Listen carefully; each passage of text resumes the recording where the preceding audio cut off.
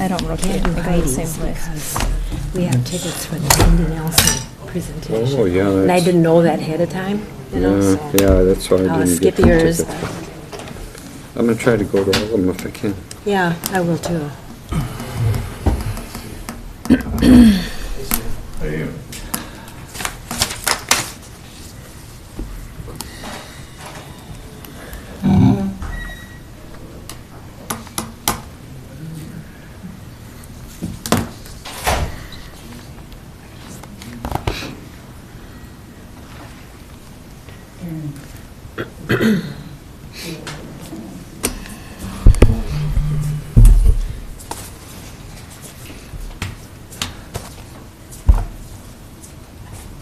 Good morning.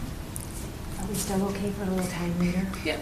Yeah, after lunch, I'll be in the Yeah, office all like day. around 1? Yeah. Okay. Did you see those photos I sent? This morning and, draft I meeting? have not Oh. checked messages this morning, so I probably did. Okay. That's not covered in the doc. Yeah, I'll take a look at it before And I one. brought some aerial views too. See you later.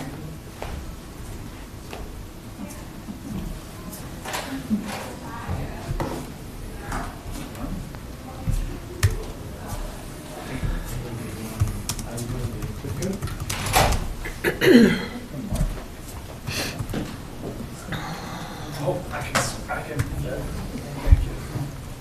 Oh, huh? Just get you a ladder, Dave. You can just go over. For a trampoline? You can make that.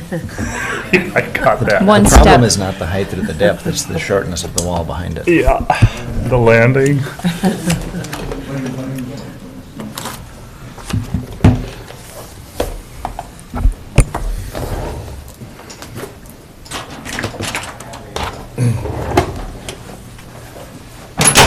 Molly? Morning, Molly.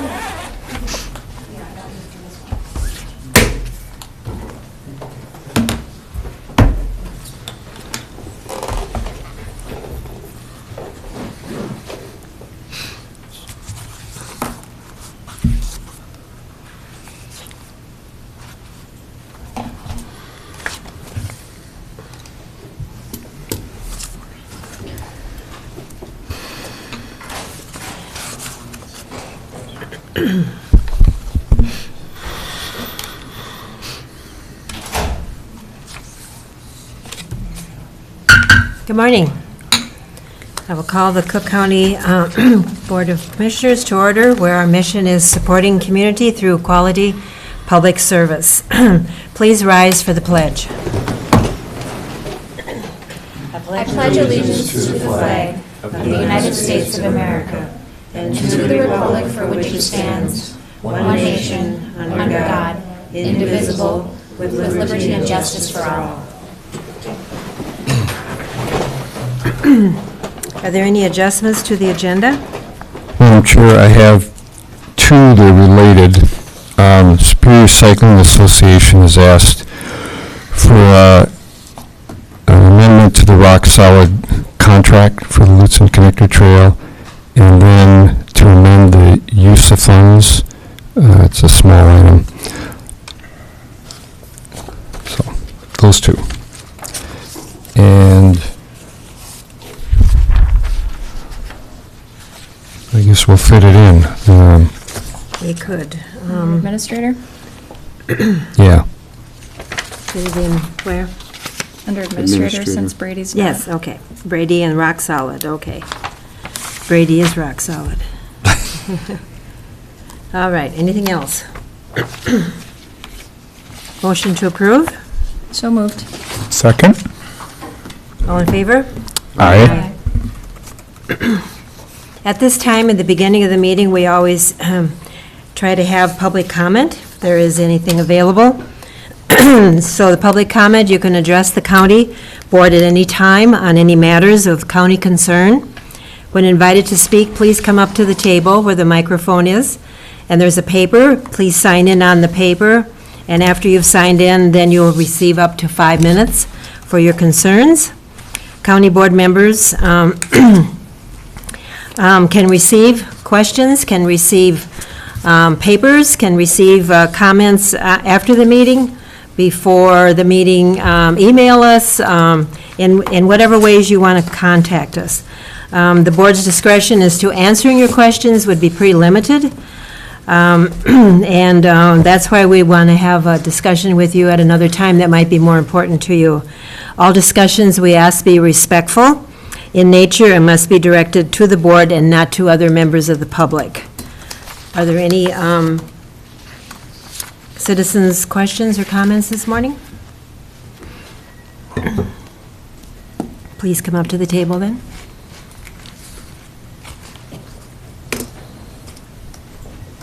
Good morning. Good morning. Please sign in first.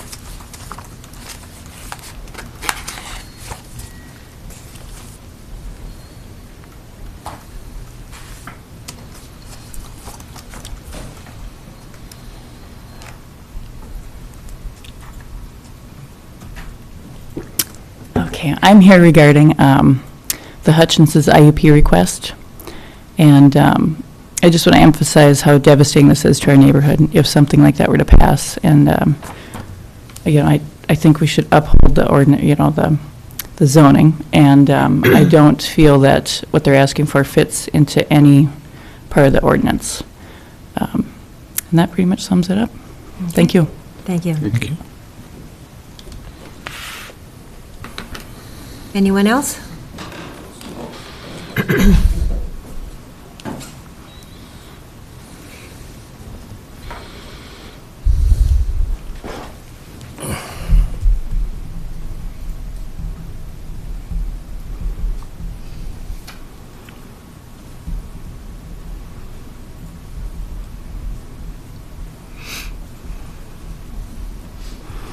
Yeah, good morning. I just came to support what Gingy was saying about the campground on Pike Lake Road. The Planning Commission voted 5-1 against issuing the interim permit for the campground, and it's a real bad fit for the neighborhood. It seems like everybody, at least that I know of in the neighborhood, is opposed to it. It doesn't really seem to fit the ordinance. It's actually a for-profit, short-term rental business, so just wanted to say that I'm opposed to it, and I hope you guys support the Planning Commission's decision on that. Thanks. Thank you.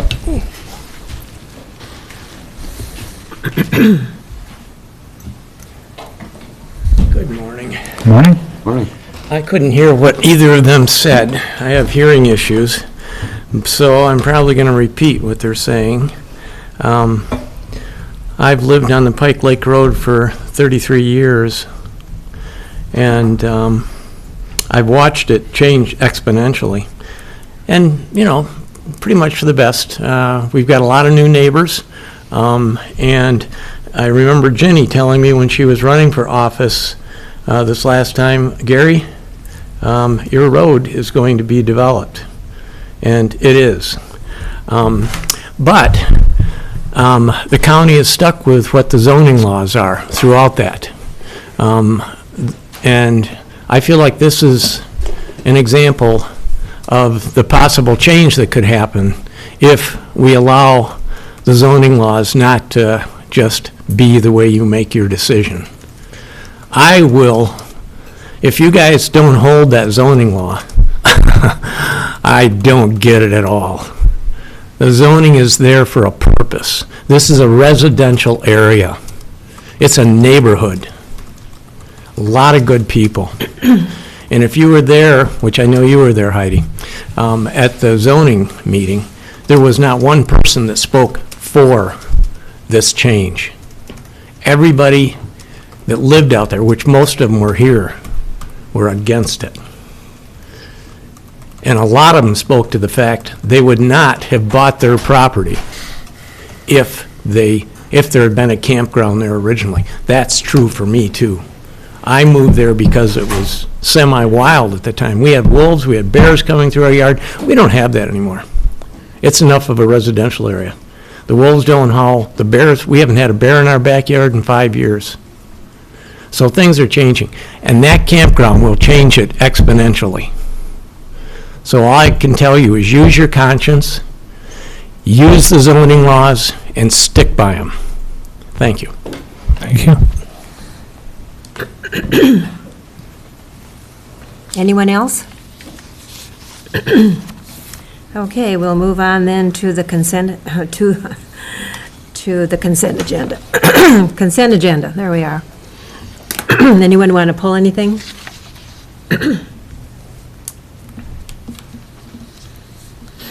Make a motion to approve. Second. All in favor? Aye. Okay. Update on the call-taking system.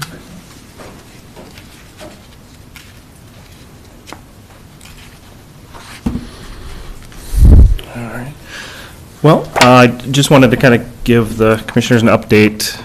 We went through the RFP process. We received four submissions, went through those thoroughly, and it came to a decision on one of the proposals. And as of, I think, Friday, I had forwarded some of the contract information to the county attorney to review, which has also been forwarded to Rena and the sheriff to review. And what I'm asking for today is just to continue that process. And out of the four proposals that we received, we are looking at the Central Square, which is Zerker 911 phone system. Part of the reason why we're looking at them is the cost was reasonable. I'd say for the 5 years, it wasn't the cheapest proposal, but it also wasn't the most expensive. We looked at other factors, delivery time. They're looking at if we're able to get a contract signed and ready to go by October, hopefully we'd be going live with the new system in April. Obviously, if we get the contracts figured out a little bit earlier, we can move that date up. The big thing was the CAD interface. It's going to work seamlessly with our current CAD system with the sheriff's office, so the record system, the jail system.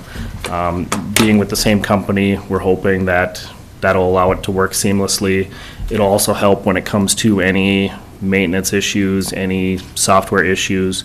We're only dealing with one company, and so I think that was another reason why we're looking at this system versus some of the other proposals that we received. And so I guess I wanted to come here today just to see if anybody had any questions, and I wasn't sure if I needed a vote to continue this process, or if we could just go ahead and continue that. Okay, thank you. It's great that it'll be compatible with what you already have, only it'll be upgraded more. Correct. Yeah. Questions, comments? Commissioner Mills? Yeah, thank you for the update. And this system is going to be compatible with the Lake County as well, right? That was kind of part of that consideration. What we looked at is to have a similar system with Lake County, which a lot of the, going through the proposals was talking with their dispatch and jail administrator, kind of working together to see what system would work the best.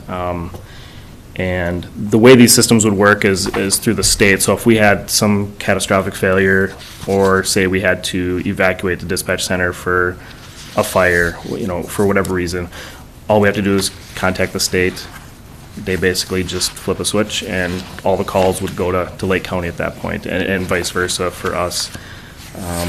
I also kind of look at it too as it would be helpful if there's any issues with staffing. If for some reason Lake County was really short-staffed, or we were short-staffed, there could be even a way just to, have somebody come up here from Lake County to be able to take calls for a day, or where we're on the same phone system, same CAD system.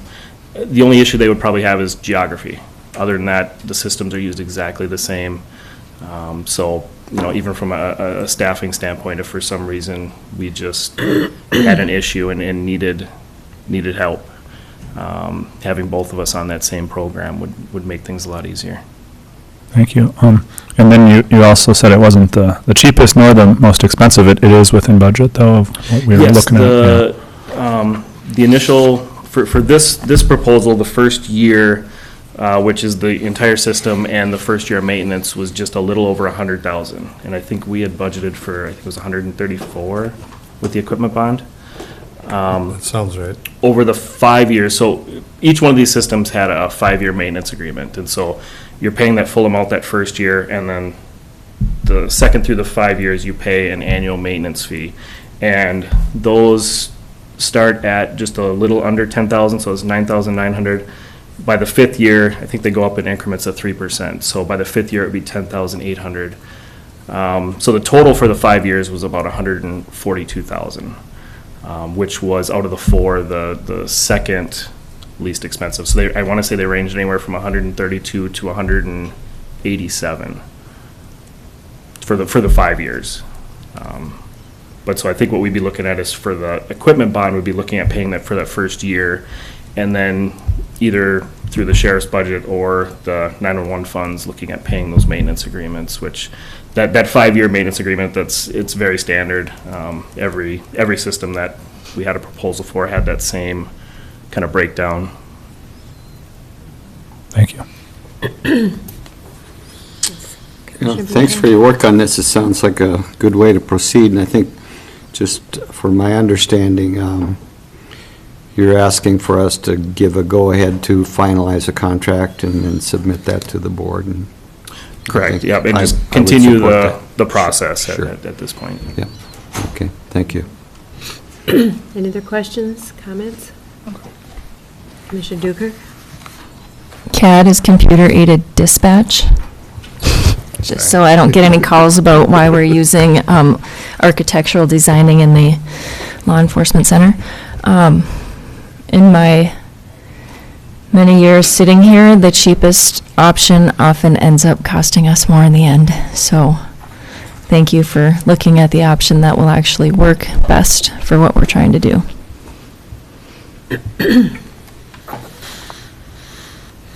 Okay. Are we ready for a motion? So moved, if necessary. Support. Any questions or comments? So we're approving the fact that you're going with Central Square, and it's the most reasonable one. And the attorney has looked over the contracts? Not yet. We've started review Okay. of the contract. Okay. So it's not ready for the board to approve. Okay. All right. So to approve this to go ahead, we've had a motion and a second. All in favor? Aye. Thank you. Thanks, Ben.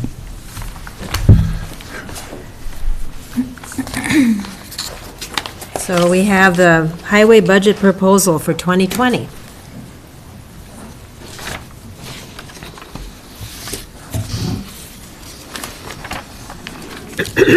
Kristen and Lisa. Lisa can pull up another chair or sit by the other microphone.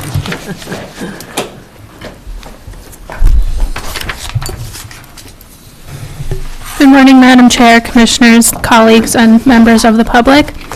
We're happy to be here today. Thank you for your support moving forward with the Mineral Center paving project.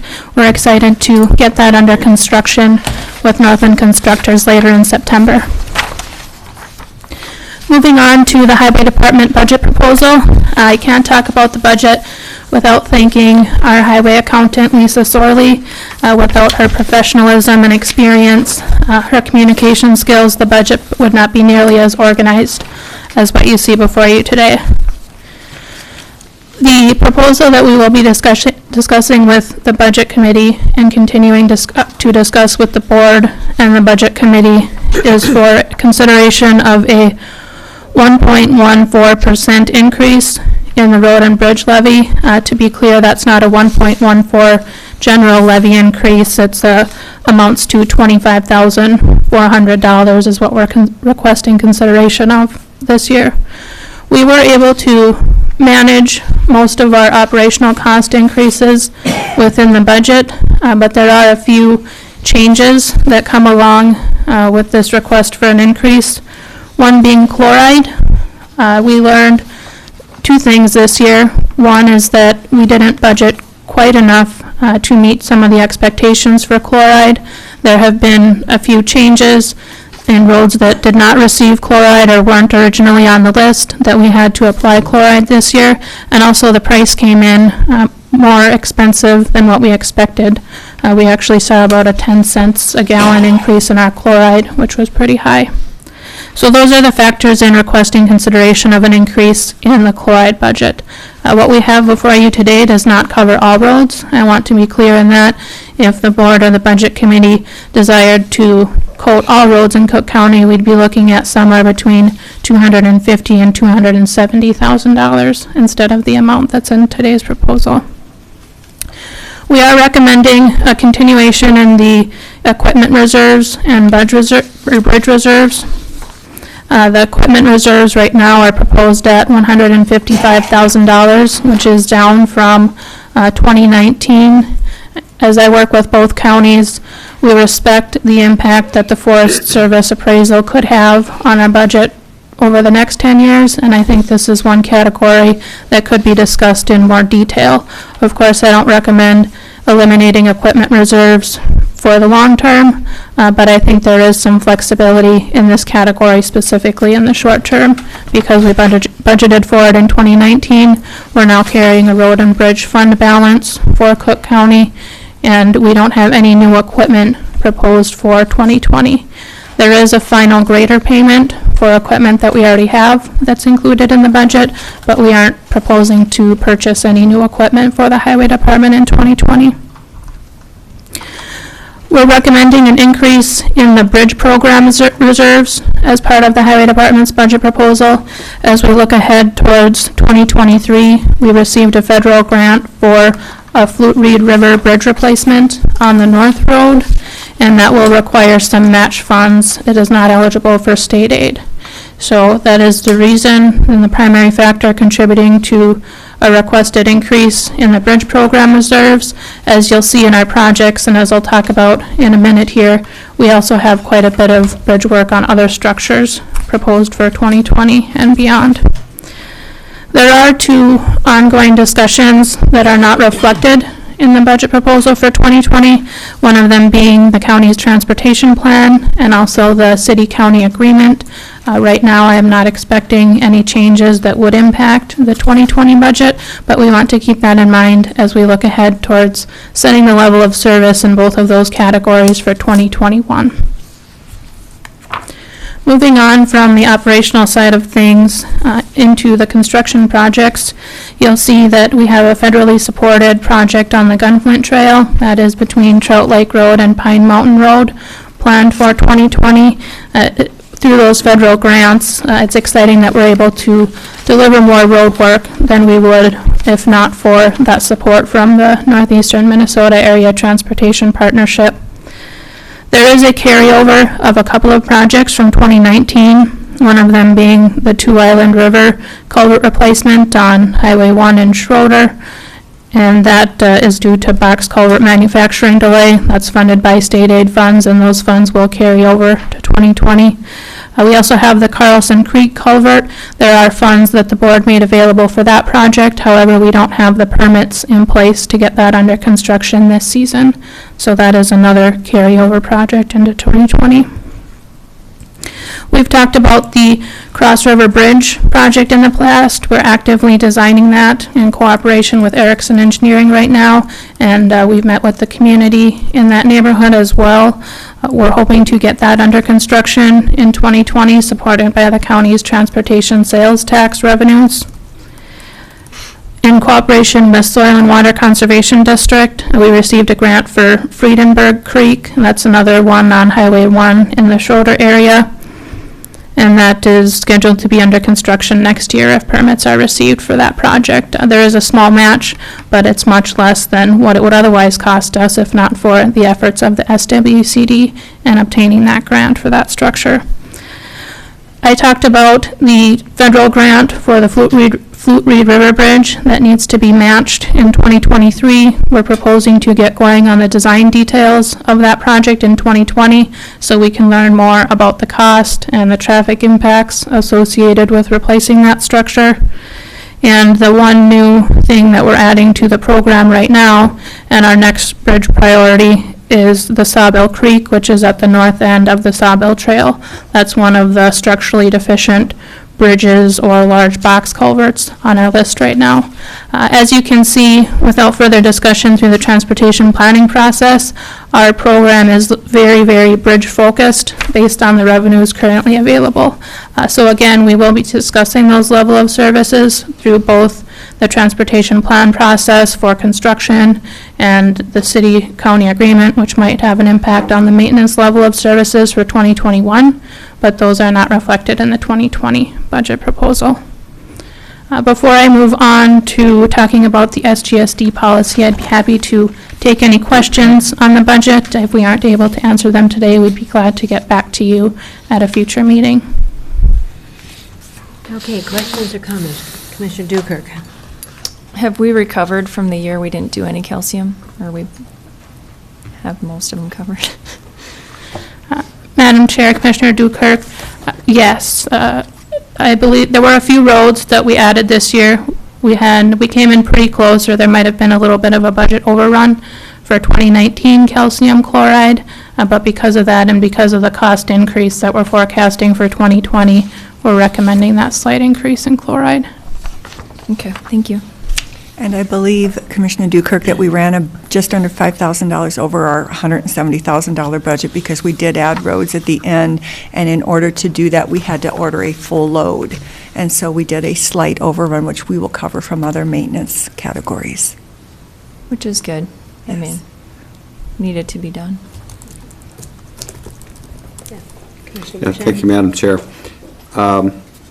Do you think that our current rotation and budget for fluoride, calcium fluoride is adequate going forward? Is it doing, is it cost effective, I guess, when you consider long-term maintenance? Madam Chair and Commissioner Bershine, that's a great question, and there are varying opinions on the level of chloride that we should be applying on our roads. I do believe at the $200,000 level that will be an efficient program for you. Again, forecasting another cost increase in those services for 2020. The Highway Department shied away from recommending chloride of all roads because not all roads have high-speed traffic or hills. There are some neighborhoods that we respect would rather not have chloride on their roads, and as long as that doesn't cause an extraordinary increase in our maintenance costs, we always take public input into consideration in our services. So I don't feel there's a compelling need to chloride all roads in Cook County. However, I have heard that recommendation from a couple of constituents.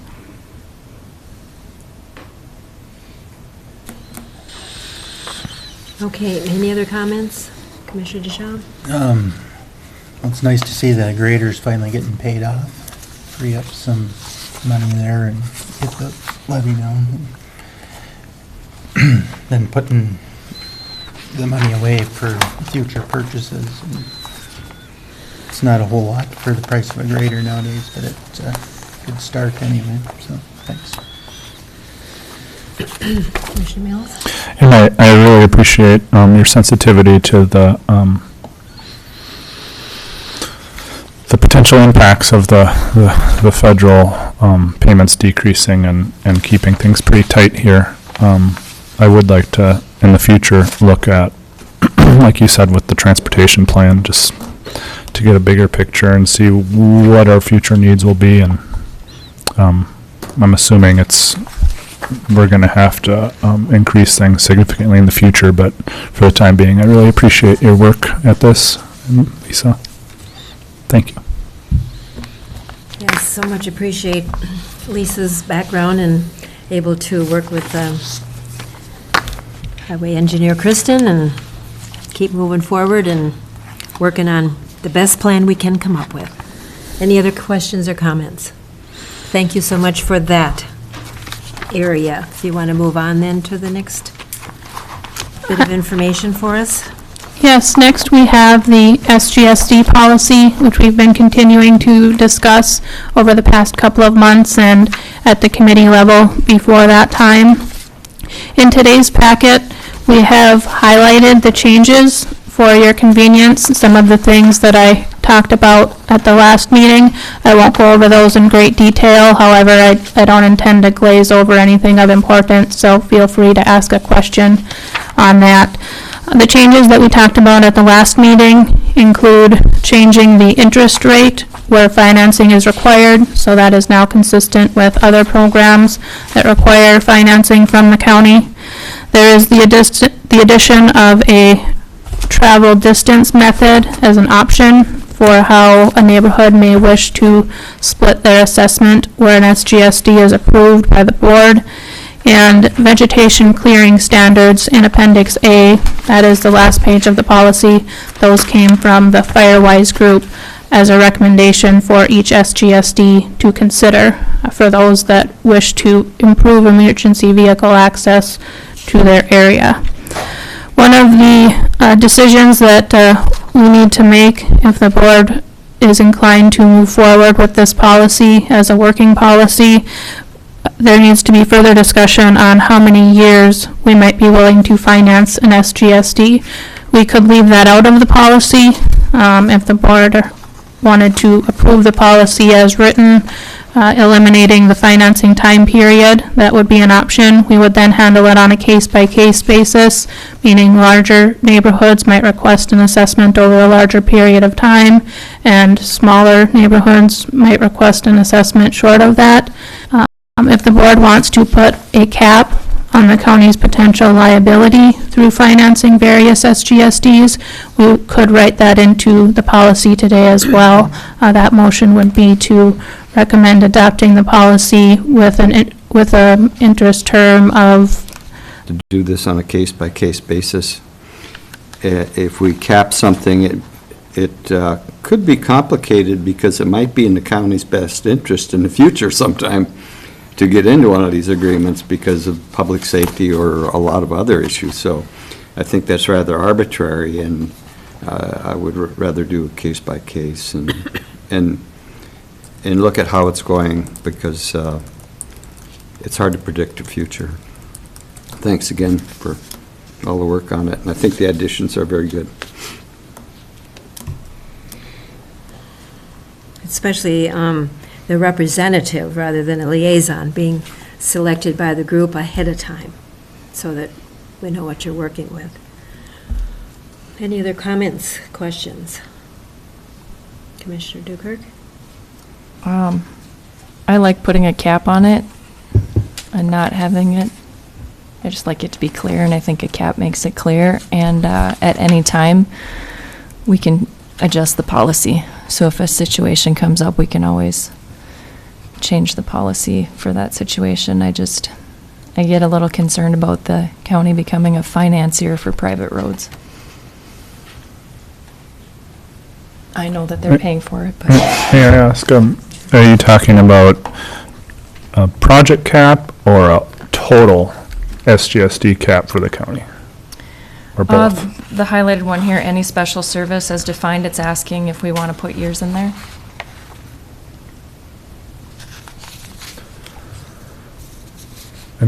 I'm sorry? It's under Right reimbursement for services.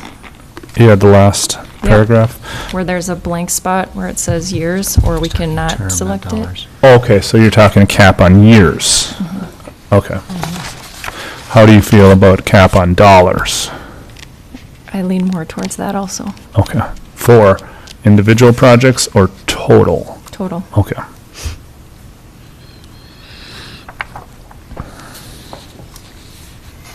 Okay. Anything else?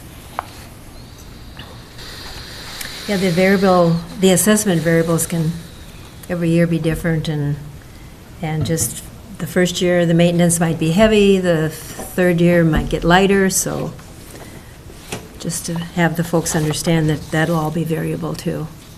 Well, the vegetation on this education standards and all of that, will that be enforced or is that just encouraged? Madam Chair and Commissioners, there was discussion on whether that should be required or recommended, and the reason that it's recommended under the current policy is because the county is not the road authority for any one of these SGSDs. Of course, in working with the roadway representative, we would share that with new SGSDs or even existing SGSDs if they want to consider a change in support of the Firewise program and emergency services needs. However, it falls short of requiring it because, again, we are not actually the road authority and the county is not the owner of right-of-way for any one of these routes. Thank you. Anything else? Questions, comments? Commissioner Bershine? Yes, I think in regard to Commissioner Dukirk's statement, we do need to make a decision on reimbursement for services because it's, the way it's printed right now is open. So I think we would have to resolve that issue before we could go ahead with the rest. It could be part of the motion. And it could be scratched. Yes. So, yeah, we do have to do something. Yeah. Well, I guess just to get it going, I'd like to make a motion on that issue, and that instead of no more than blank years based on a case-by-case assessment.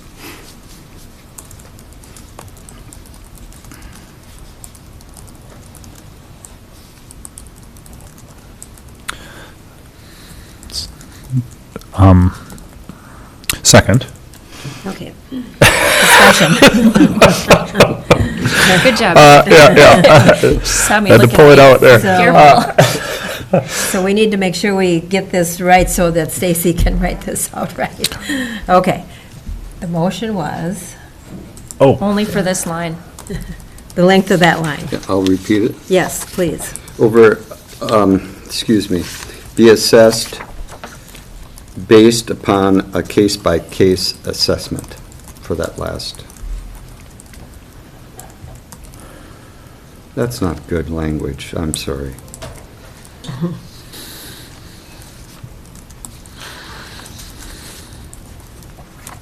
After Board of Commissioners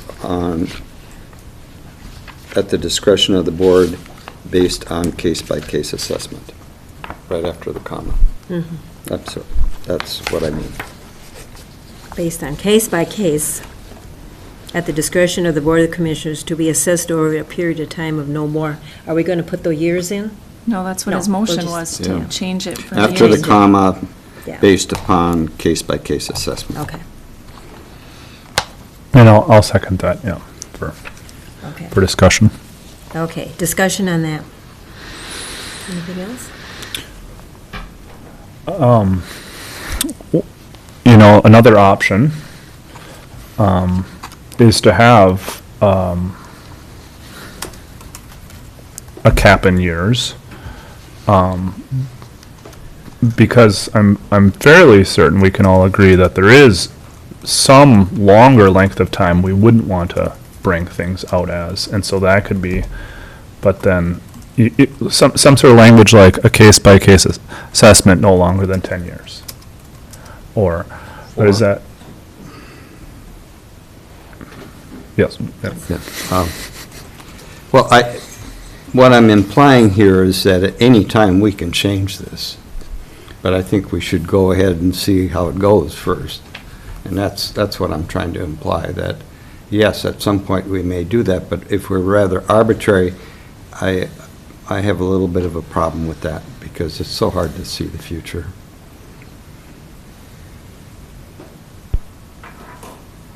Okay. So at any time, we have the option on any case to say, you know, what it is, how long it should be, and, or not to go with it.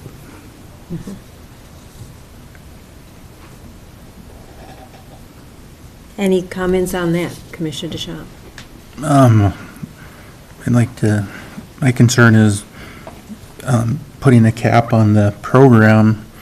You know, if you get 2, 3 really large projects coming, what position is the county in to put out, like the one was, just thinking $700,000, you get 2 or 3 of them, is the county in the position to put out $2 million? Yeah.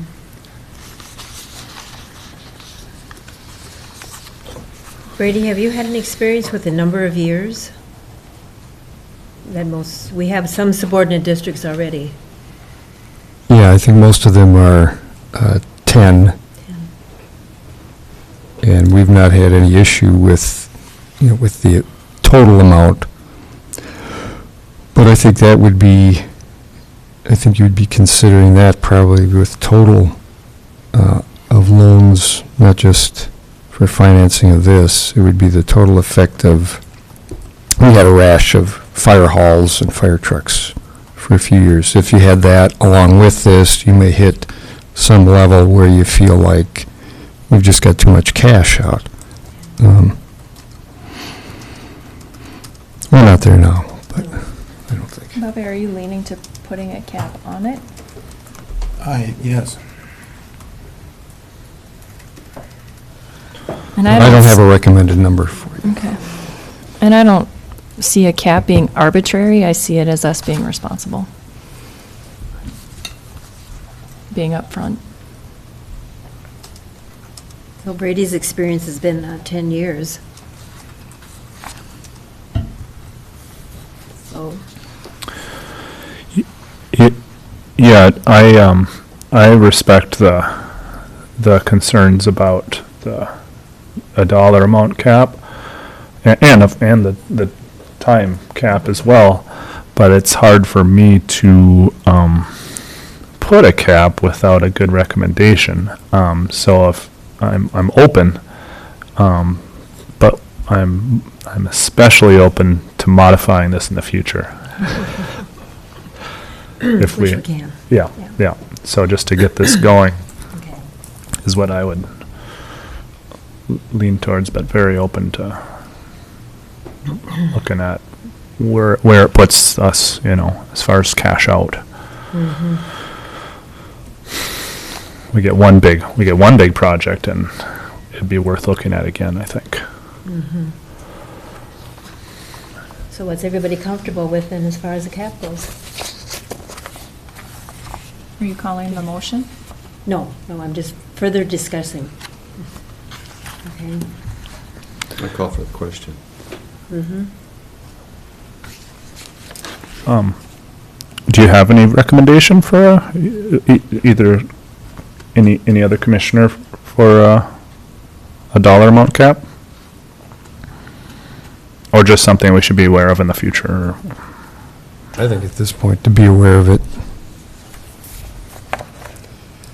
It might be something we explore with other counties, a percentage, but I don't have any such number. Okay. So I'm lost where the motion went to. Myron? I call for the question, just to have the vote on the motion. On the motion, okay. So, are we ready for a vote? Okay. Are we all ready? Mm-hmm. Okay. All in favor? Aye. Aye. All opposed? Same sign. Okay. All right. Any other questions or comments to highway engineer? We still have to approve the... Yeah. I make a motion to pass the subordinate service district policy. Support. Any questions or comments on that? All in favor? Aye. Opposed? Same sign. Thank you, Kristen and Lisa.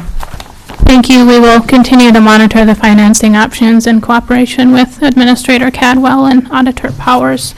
If there are any questions on Kelly's Hill, I'd be glad to move into that topic today as long as I'm here, unless you feel that's a better fit for September 10th. Are there any comments on that?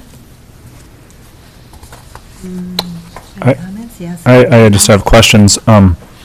In terms of that subordinate service district, my understanding is the service would be for next summer, So my concern would be if we don't move on that, how it will affect next summer. I mean, it seems like there's plenty of time to, whether it's today or September, to It's still. on the agenda for approval today. Okay, so, but There's the, I'm just curious about timing, how that works with that, and how that'll affect the district. Commissioner Bergeron? I think I would suggest we go forward with it, with the exception that the language that stated a liaison representative should be selected before, I think is a circumstance here that I would hope wouldn't apply. So I'm ready to move forward on it. Commissioner Dukert? They already selected their liaison representative, so it's not an issue with this one. Oh, I haven't heard that. I'm Yep. sorry. Okay. I talked to someone yesterday. And That's who spoke to Hillary. us, yeah. yeah, but they were going to vote on it by email. And Oh, so I Okay. talked to her yesterday. so that's been, So I that's been think she done. has requested by email that we it could have happened, but it's not official, and she would have come today if it would have been an issue. Madam Chair, if I may add to that, the Highway Department has not been provided proof of election of the roadway representative for Kelly's Hill yet. So following up on Commissioner Bershheim's comment, if the board is inclined to approve the establishment of this SGSD, I would ask that we allow, say, a period of 60 days to elect their roadway representative, or for the election results to be reported to the Highway Department. Just in this case, because that policy changed at the same time their petition came forward. So in the future, new SGSDs will be aware of that requirement, but it's not fair, I don't think, to ask of Kelly's Hill to have that person represented today, or elected as of today. One thing that I would like to add for the board awareness as well, in today's packet, we included a copy of the statute regarding SGSDs, and one important point that I unintentionally omitted from last week's discussion is that the board must take action within 30 days of the public hearing for an SGSD, meaning if Kelly's Hill is not either approved or disapproved today, the board would have to take that up on September 10th to meet that requirement.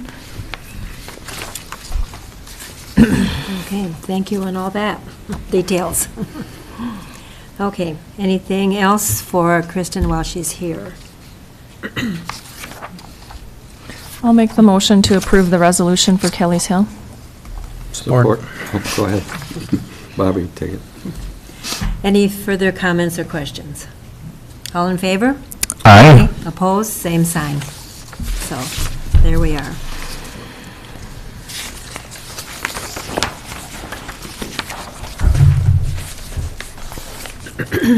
So we're going to move on, because at 10 o'clock, we're going to have the public hearing for Camp 20 Road. So we will skip along here with other things on our agenda. Land services in? Well, we can talk until Tim comes. Do you want to have Brady, the things that he's asked to add? We could do the- Personnel? Let's see if- the add-ons. So Brady, we'll go on to your couple items. So the two items are on either side of this page, so just take one page, the title 1 and 2.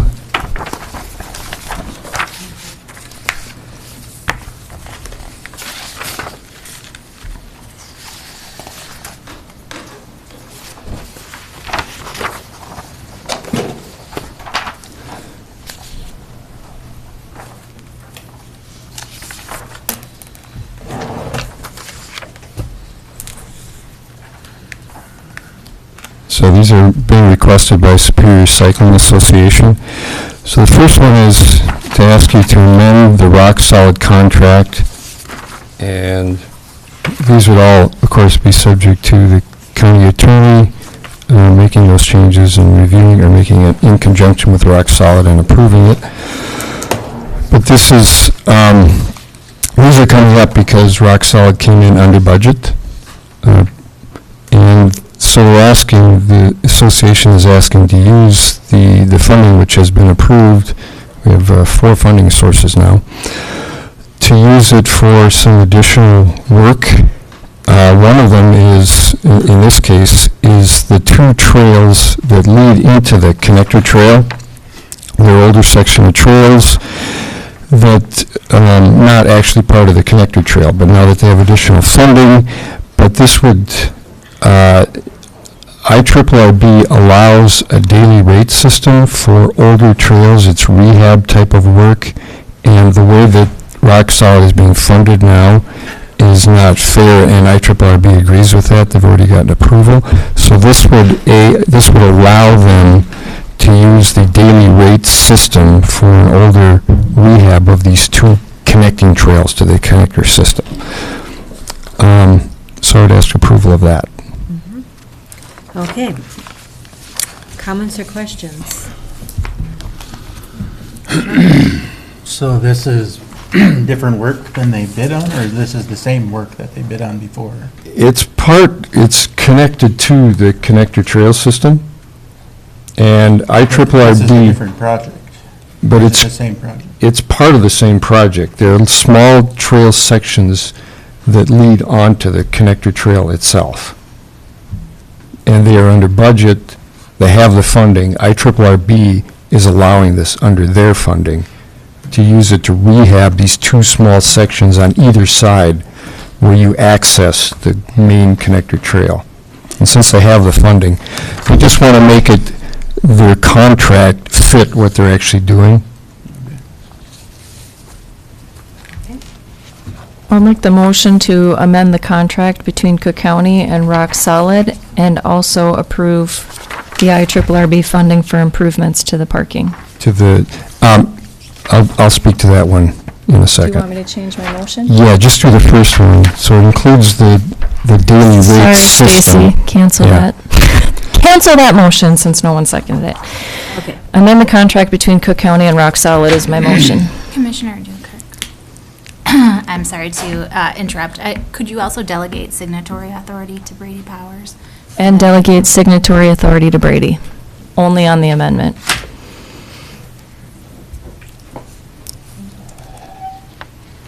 So we have a motion? Second. Go ahead, Dave. Okay. Dave's got it. Any further questions or comments? All in favor? Aye. Opposed, same sign. And on the backside, number 2, this one is not related to Rock Solid because it's additional funding from IRRB or additional use of their funds, again, because they came in under budget, but because it's the parking area at Onion River Road that Rock Solid doesn't have the equipment to do this type of work, so they're going to go out and get quotes for this. So the motion would be to use the IRRB funding for improvements to the parking area at the Onion River Road and authorize Superior Cycling Association to seek quotes for that work from a different contractor who has the equipment. Okay. Questions or comments about that? All right. Anything for sure? And are we ready for a motion? Motion to approve. Support. Any further questions or comments? All in favor? Aye. Aye. Opposed, same sign. Thanks. Yes? May I just want to give a thanks to IRRB, IRRB, that steps up on these kinds of things and really helps our community and with some of these things here and there that we could use help on. So I'd like that Yes. recognition to them. Thank you. And they have the flexibility for things like this that make sense, that others just don't, so. Okay, moving on to interim use permit with you. Good morning, Madam Chair, Commissioners. This is a hearing that was presented to the Planning Commission on August 14th from Bailey and Joe Hutchins, who purchased 42 acres out on Pike Lake Road in 2018. Mr. Hutchins came into our office in the spring of 2019 and approached Land Services regarding a use that was identified as a glamp ground, which, if you've read the narrative, you understand that there's multiple definitions for glamp ground. The most immediate reference in Cook County is Wunderbar, which isn't relevant at all to the Hutchins request. After consultation with Mr. Hutchins, it was identified that they wanted to put in I believe an 8-unit glamp ground, which is basically luxury camping with all the accommodations, including heat, beds, that sort of thing. And he wanted to do so in a FAR 2 zone district parcel. We looked at the implications of that and whether there was an allowed use for that type of activity or whether it would have fit as a conditional use. And what we came up with from our office, and our primary function is to facilitate property owners, build out intents and desires and dreams and all that. So we thought that it was a good fit with the conditional use, which is identified as a public or private recreation area. And that was the process that we came forward.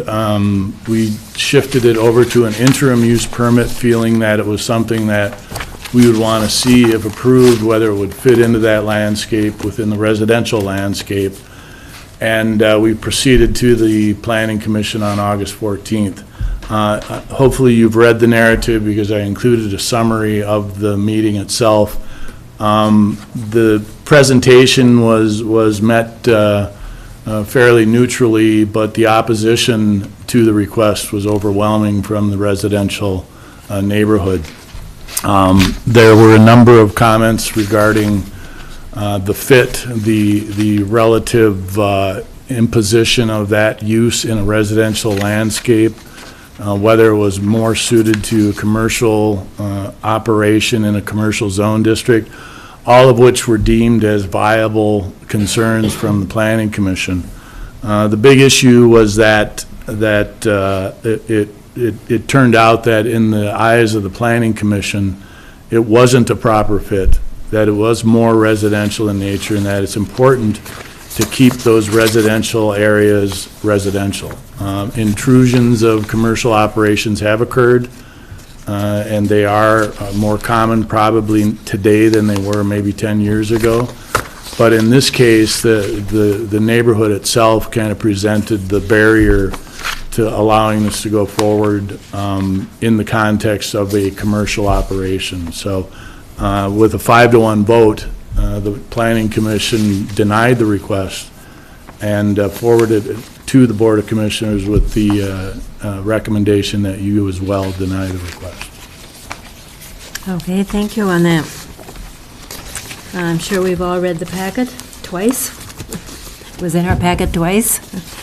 So let's have any questions or comments.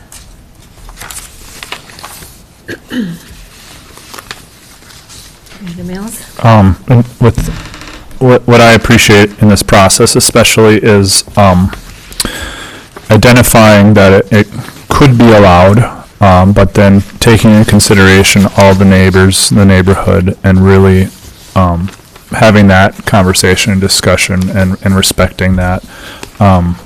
I think that speaks volumes to our process, and having that kind of public input. I think that's really important, and so I appreciate what the law will allow, and then what the neighbors will allow. Yes, I think that, thanks for going through the process, and there are exceptions, but I have a tendency to approve what a planning commission or other commissions recommend unless I've got good reason not to, and in this case I have a good reason not to. And so I think that the public has spoken clearly on this, and we're not obligated to provide this as an exception to my thinking.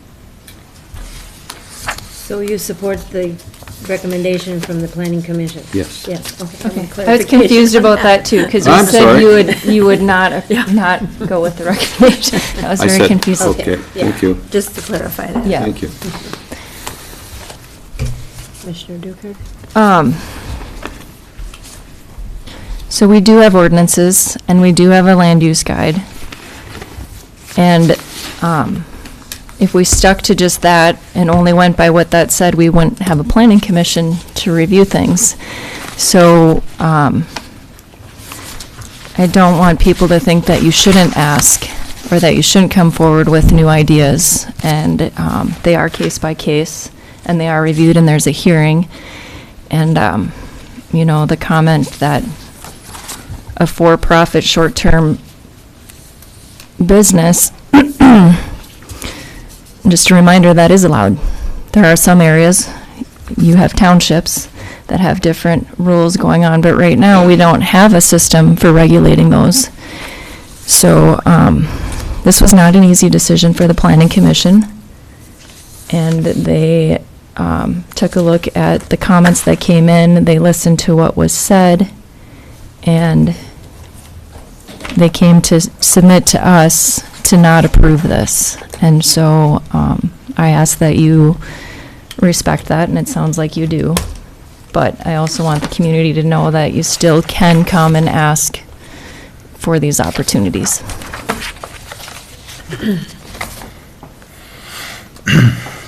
Yeah, it looks like there was good conversation over it, and I'd like to make the motion to deny the IUP. Second. Any further questions or comments? I will make a comment. In all my driving around Cook County, I'm always aware of, this is a community here that you can see, house after house and block after block. But when you drive out into our nature land of trees and forests, you don't get the idea that it is a little residential community until you start looking to see, oh yeah, there's a house, and 500 feet back in the woods, there's another house. And, you know, I've had a few businesses here myself, but the first thing I do is I check on the permits and I check on what would be legal to do. So I'm sure this couple has great intentions about wanting to have this business, but for that particular area, it's just not going to work. So we had a motion and a second. All in favor? Aye. Opposed? Same sign. Thank you. Second item that was also presented to the Planning Commission on August 14th was a request by Rebecca Stoner and Chris Gildem, doing business as Hestia Unfolded LLC. And their request was to convert the Hill Haven Assisted Living Facility up on Highway 61, which is located on a 2.38 R1 zoned parcel, into permanent long-term rental units. And the intent of Mr. Skildum, who is the contractor and the brains behind the idea, is to provide for 6 long-term residential living units. This is another kind of a fitting something into a residential landscape. This is the R1 zone district. And in 1998, the Board of Commissioners approved a commercial operation, which was the Hill Haven Facilitated Living Facility, or something of that nomenclature. And so that introduced in its first manifestation a commercial operation into the residential landscape. Subsequently, in 2005, there was a transfer of ownership, and in 2005, another conditional use permit was allowed for a home business operation, which further entrenched that commercial use on the property in that zone district. Mr. Skildum came into Land Services earlier in the summer. We all know the burden of housing in Cook County. Short-term doesn't seem to be a problem, but long-term definitely is. And with that as the context, we felt that this was an appropriate presentation for the Planning Commission. There was some concerns from Mark Dittmanson, who's the nearest neighbor, that the conversion from a facility, a care facility, into permanent residences might conflict with that landscape. Completely viable concern on his part. One of the solutions that was afforded by the Planning Commission was to make it long-term lease agreements. And Mr. Skildum originally proposed a one-year lease agreement, which would have reduced the in and out of the residential population. And after discussion, they came in with a 3-month lease agreement, which was agreeable to Mr. Skildum. Remove some of that daily operation away. Mr. Skildum is going to have his business operation office on site. Other than Mr. Dittmanson, it seemed to be met with favor all around, with the recognition that we do have a housing crunch. Mr. Skildum has indicated that his primary focus is on professional tenants, and that remains to be seen, obviously, but it is a process that the Planning Commission met with favor. The discussion was pretty straightforward, other than the lease, and I think you see in the conditions that are attached to the draft resolution that those do include language for the lease, which reflects a change from the original conditions of the permit. They voted to approve it. I believe there was one dissent from Jerry Hineker. And let me just make sure that it was, I'm sorry, it was unanimous approval. My apologies. So it was a approval to recommend moving forward with the process of 6 long-term rental units with recommendation of approval by the Board of Commissioners. Okay, thank you. Questions or comments? Commissioner Bergeron? Thank you. I guess I'm just curious about the discussion of changing from, the request of the builder for 1 year to 3 months. Could you talk a little bit about that, or just briefly? I'm just curious what the thinking is of the group. Yes, and Commissioner Bersheim, truly because Mr. Skildum himself presented the 1 month, or the 1 year lease agreement. And I'm not sure what the process was in the discussion, but the fact that discussion ensued and then suddenly we had a condition of 3 months, and I think it just reflected people's different interpretation of what would be appropriate as a lease agreement. Personally, professionally, the 1 year agreement, if you have concerns about turnover and transient use and things like that, the 1 year would be the most steady process for Cook County. But the discussion kind of went back to the 3 month, and that was agreed upon. There was little discussion once the 3 month process came into play. So I think it was just kind of a permutation of a discussion with an outcome that was probably a little more accommodating in some regards. I'm not sure. I can't pick the brains of the commissioners, so it's hard to say, but they did vote on that 3 month, and they did approve it as part of the permit. Commissioner Duker? Tim's had his hand up for a while. Thank you, Madam Chair, Commissioner Bersheim. It was my impression that yes, the applicant had thrown out the year lease, but the Planning Commission ultimately did not want to be that restrictive. So they felt like, okay, that's good, but they didn't want to tie the hands of the property owner that much. I mean, that's the impression that I got, is that they just didn't want to be as restrictive as a year. Continue. So, is that going to be some kind of, standard that's going to come from the commission in regards to similar things that might come up in the future? Is that going to be something that people could come and say, well, this is what you did last time, I want a 3 month? Is there anything that, a precedent, I guess? It's not. Madam Chair, Commissioner Bersheim, I think this is a rather unique circumstance just because of the way that the property developed. It would be very kind of difficult for us to even monitor that and to go, I don't see that as any kind of typical measure that we would be bringing in before the board. Thank you. Commissioner Duker? I think they just want the assurance that this won't be a short-term rental, but because of our shortage in housing, it's not just for year-round residents that have a shortage of places to live. It's also seasonal, which could be 3 to 6 people that are only here for 3 to 6 months.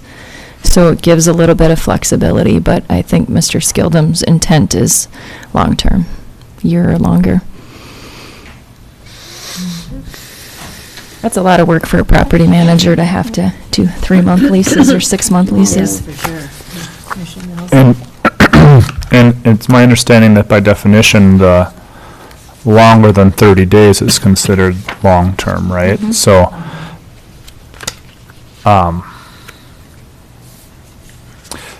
So was there discussion about 30 days not be, longer than 30 days not being long enough, but 3 months was long? I mean, it was interesting to me that it was spelled out as a year initially by Mr. Skildum, instead of just saying long-term, because that is defined already, right? Was there any? No. I mean, truly, to be at the meeting and to listen to the discussion, it seemed to not have the points of, where you would assume that the logic-driven changes would be identified. To me, all of a sudden, we went from a year to 3 months, and it just kind of morphed into that as a final condition. And Commissioner Dukirk is correct that some of the discussion was focused on the seasonal nature of employment, and if you have a 1-year lease, but you work here in the summers, that's kind of restrictive for perhaps a housing outlet and that sort of thing. Yeah. Any other comments or questions? So we're looking, because the way it's written up here, for us to approve this, it says 6 months. Are we changing that to 3 months now? Yes, on your draft Yes, on the draft. resolution. Yeah. That does have the identified 3 months lease agreement. Okay, I'm just looking That at would be my, condition number 6. Yep. yeah. So we're going to make sure we mention 3 months. Motion to approve with conditions. Second. Any further questions or comments? All in favor? Aye. Those opposed, same sign. Motion passes. Thank you very much. So we have about 15 minutes before we have, close our session, to have a public hearing. We could take a break at 5:02, or we could take a break now. Well, it looks like we're taking. I'm going to take a break now. Okay. I will close the present board meeting, and at 10 o'clock, we will open up for a public hearing.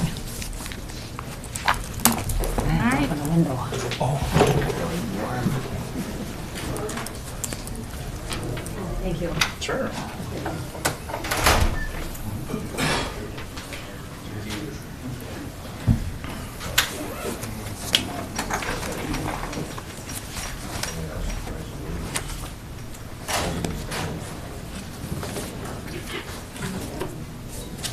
Enter your. Oops. Wrong button.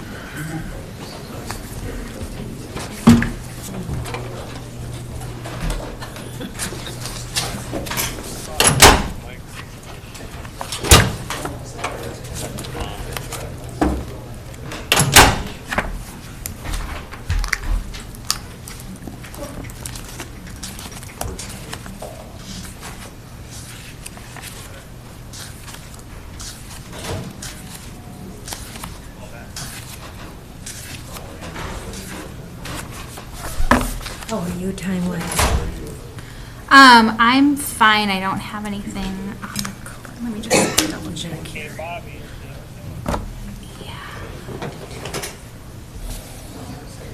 Yeah, I'm fine until lunch. Okay. Thank you for asking.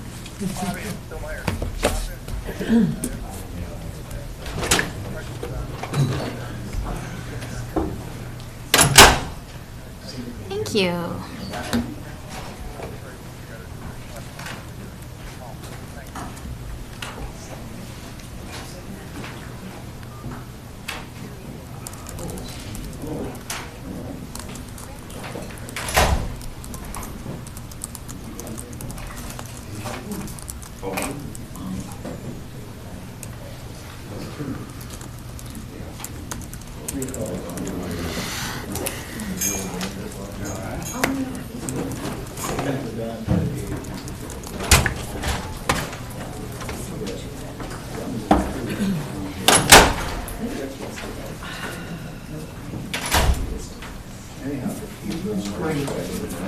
You're here for Camp 20? Okay, Camp 20.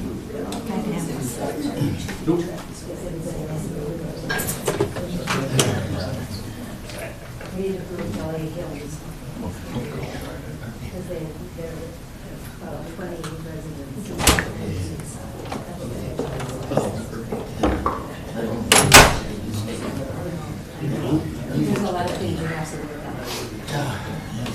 One, you have to have maybe have a problem. All these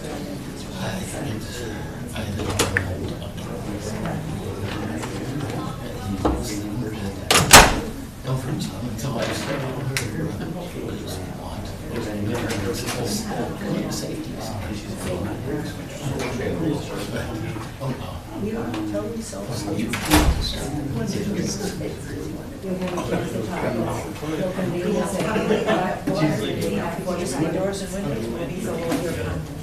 We heard a lot last time. Unfortunately, it wasn't published, so, but I let everybody speak because that'll be there'll be a lot of folks that are so out of town. Thank you for doing it.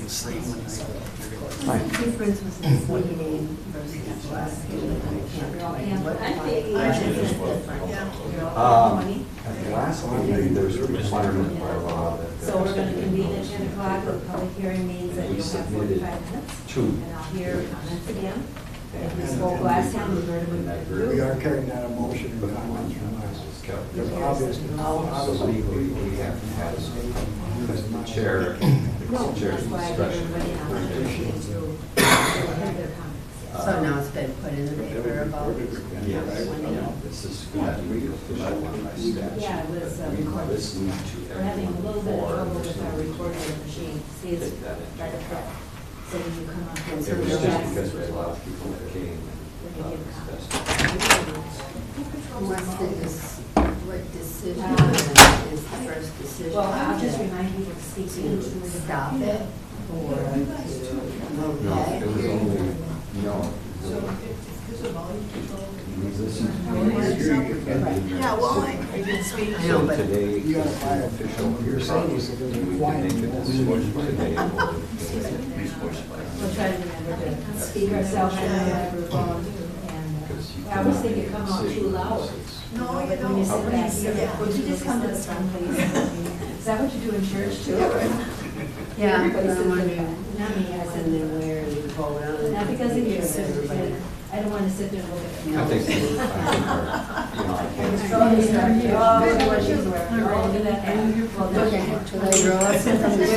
Unless a spectator. Oh, well, you should be.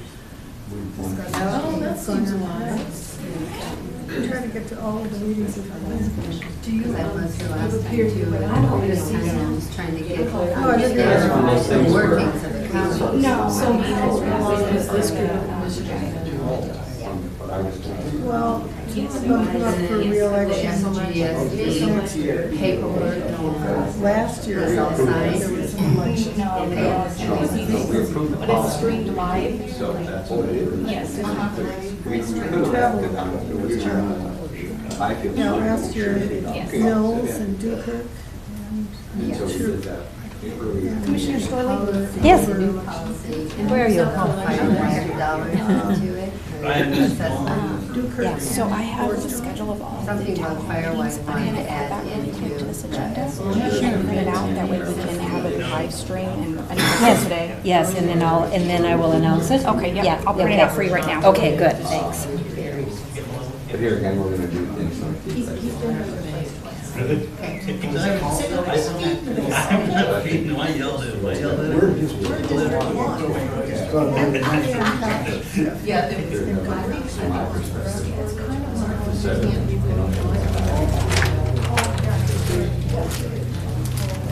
Where do you live?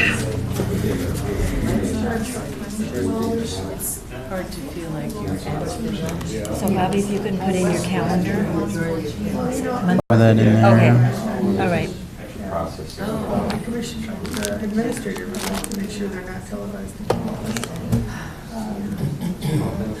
It's a way of keeping track.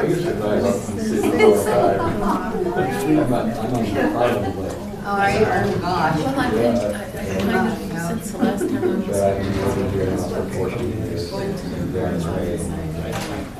Morning. I would like to thank 15 years of people who are That would be great. Thanks. Well, I'm looking at what's proposed for this calendar.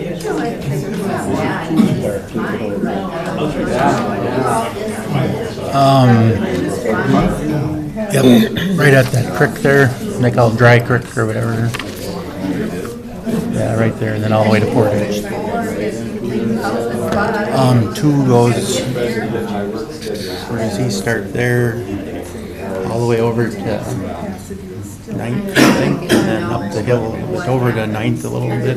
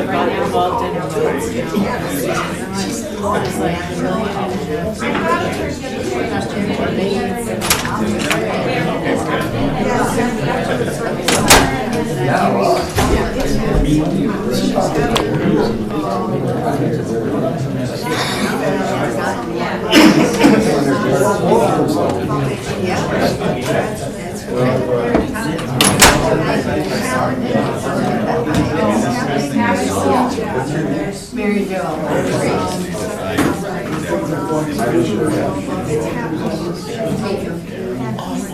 Yeah, just before the Beaver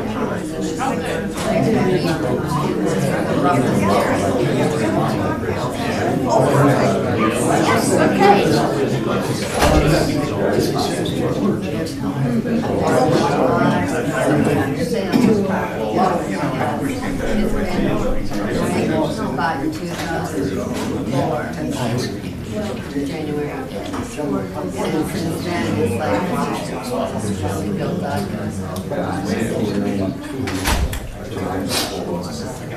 And people have the road.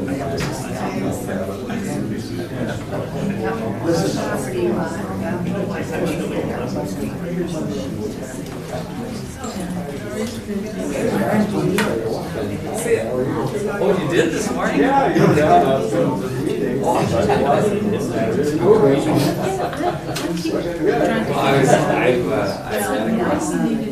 guy that is in yellow that's. Yeah, well, I've ran across him, and so he and I meet up for Coast Guard supervision, so. Was that right? He lives in Terrace Point, so we walk Yeah, he does. It's impressive.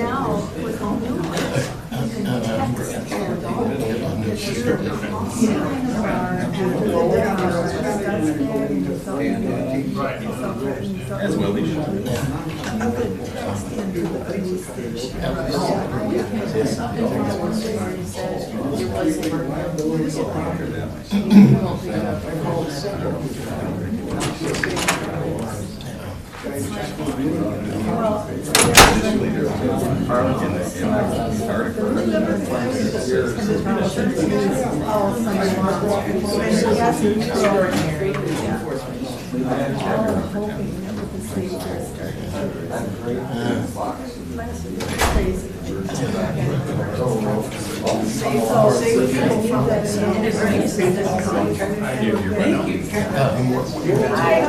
Pretty good. Seen you for a while. I know, but I saw that you were still doing this work. Way to go, Bob. So.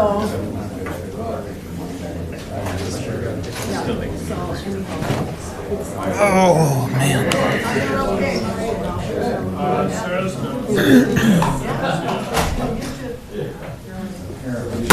I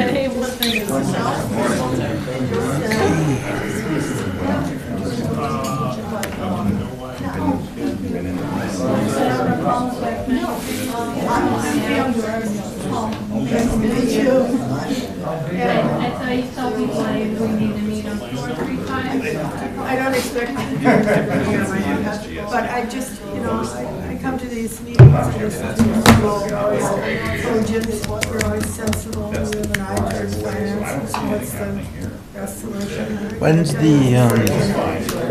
Pretty impressed. Thank you very much.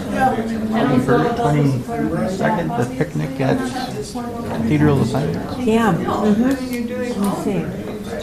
Or the 15th?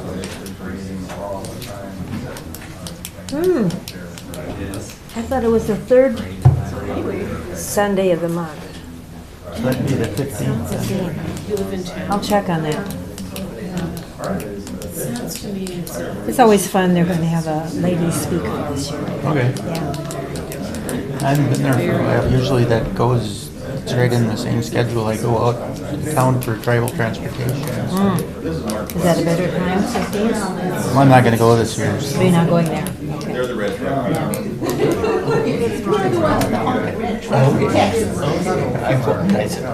In this case, no, I've asked my questions. Yeah, we've always been a good turnout, and weather's been halfway decent. Now they have their new rec hall, so What are they? one year we had to go in there if it was raining, but yeah, I'll let you know. Yeah. I think the flyers should be coming out pretty soon.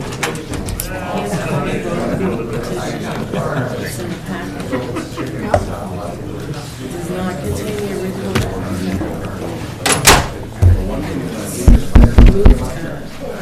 We're going to have to try to remember to speak louder Oh. because the folks in the back. No, that's for, if I get a So question we here, kind of swallow our microphone. it's Yeah, I'm gonna small, push and that my eyes microphone don't right read up in across there. as quick Because as they used to. I know. I'll remind people, speak into it. Now, everything, Jeff, everything that we had last hearing, last meeting with the Camp 20, all that was recorded, right? Yeah. I was wondering how you're going to read that upside down. Stacy, make any Talent, I tell ya. written comments about it? Well, I think when you open the public hearing, you should probably suggest or talk about the mistake that was made, that the notice was submitted to the paper, it wasn't printed, and we apologize for that. The board listened to all of those comments, and will take them into consideration in addition to anything today that when they make their determination. Yeah, right. The public hearing is the opportunity for them to be heard. They were heard last week, even though we didn't have notice.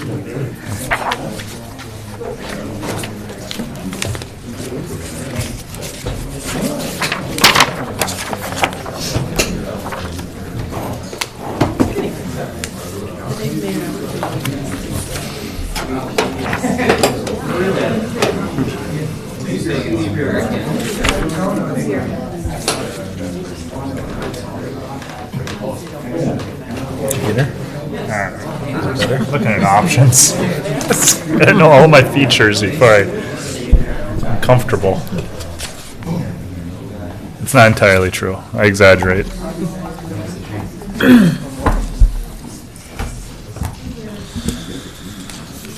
struggle against the evidence for determinism.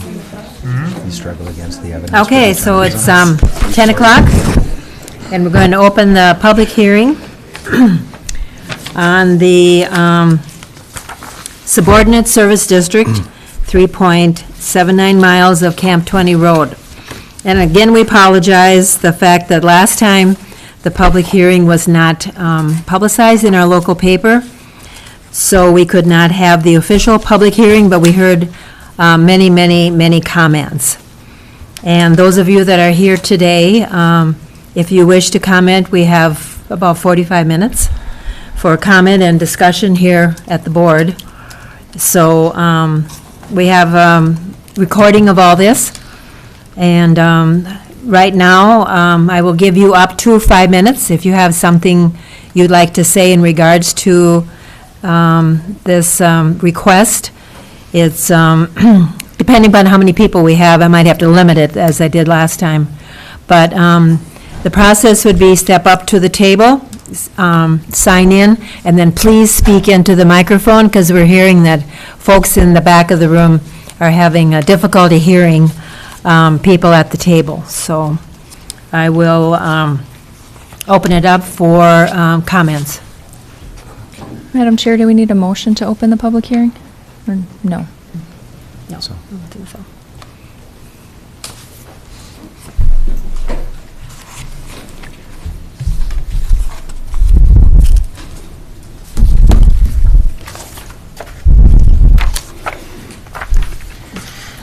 Deja vu. And state your name, please. Well, my name is Butch Hessler. I live on the Greenwood River Road. Thank you. And I'm already said what I wanted to against this project. I'm against it. But I'd like also to bring up the county board to understand, and I know it wasn't under the intention of the county board to have put up road signs and have the general public trespassing on private property. But that's what happened. And it's unsafe, because you have those people who don't know how to drive on the road, want to drive fast, and I've taken several people out there that were in trouble. One guy died. They drive down our snowmobile trail and get stuck. He was in 3rd-degree hypothermia, and I brought him into town. But that's the side of it. The thing is these signs, you stop people and say, hey, this is private property. Why are you racing down this road, shooting in people's yards at grouse and just shooting over the beaver dam there because it's a place to shoot their guns?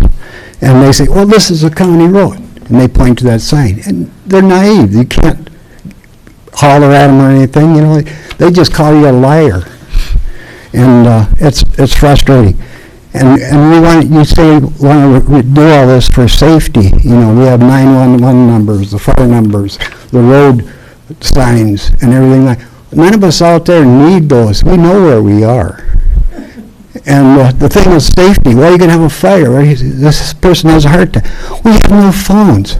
How are we supposed to call in for help when there's no way to do it? So what's with all this stuff? You know, that it's just. And we take, when I bought, my attorney made sure I understand that there was no county services, and there never going to be any county services back there, where they don't want to do nothing with it and everything. That's why I bought back there, because that's what I wanted. And now they keep pushing on us. And my suggestion is that we don't go ahead with this road project. And my other suggestion is, I would like to see, I've gone to several department heads, I've been passed back and forth for the county to put up, I think, well, we say end of County Road 70. They should also have a sign that says this road is for private property owners only, no general public. An official looking sign, so that's not going to stop people from trespassing on that road, but at least it'll give the person to say, hey, you shouldn't be back here, and it's not going to be called a liar to his face. And I appreciate the work sitting back here. I should probably come more to the county board and take more interest in it. I've been here over 40 years. And the work that you guys do is a hard job. And when you don't want to do it, I just really admire and appreciate what you have to go through here. Thank you. Thank you. Thank you.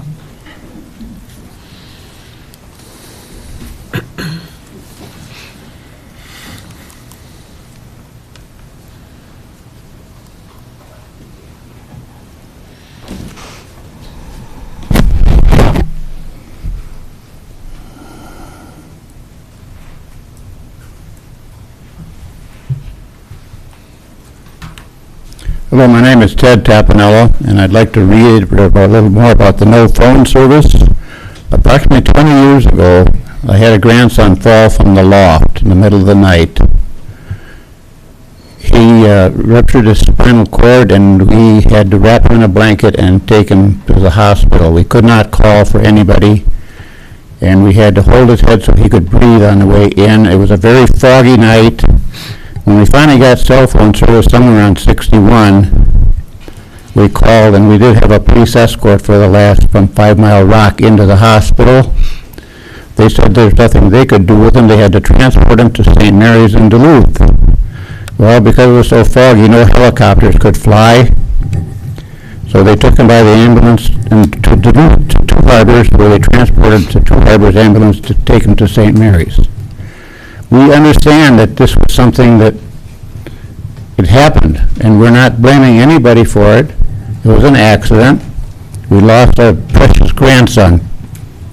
However, out of the good of this, 3 of his organs were transplanted and 3 people lived from it, so it wasn't a complete loss. It still hurts me to this day to think about it, but that was not because that we live on Camp 20. We knew that when we went out there. This is something we put up with. Fire-wise, it's the same thing. They're going to come and save my basement? I don't think so. It's a good program, and we've got brushed out and all that, but we can't maintain the kind of clearances that they want for a fire truck to turn around. And we put up with that. We know that when we went out there. So that's what I have to say about that. Thank you very much. Thank you.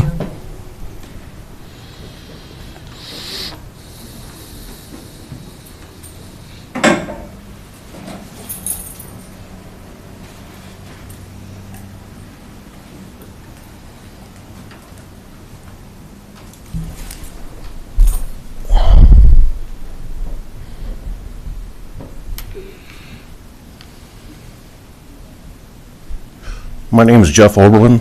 I own a 1636 Camp 20. And the only reason I bought what I bought is because I knew what it was and it was exactly what I wanted. And the last thing I want is a really nice road, to be honest with you. I already have enough trouble with grouse hunters and people on ATVs. I sure don't want people with cars and trucks coming down my driveway. I mean, every year, the people on ATVs and the grouse hunters already can't read the 2x3 keep out signs. And I'm just afraid it's going to turn it into a whole new monster back there. And the other thing is where my property is, my driveway is the access road to Little Tom Lake. And where you're wanting to stop is right across the street from my driveway. And I think what a lot of it is Mr. Sheaf wants to develop Little Tom Lake. That's why he's pushing so hard for this. And the last thing I want is my driveway turned into a access road for a subdivision back there. I don't want. Like I said, I bought my place in the middle of nowhere because that's what I wanted. Thank you. Thank you. Thank you.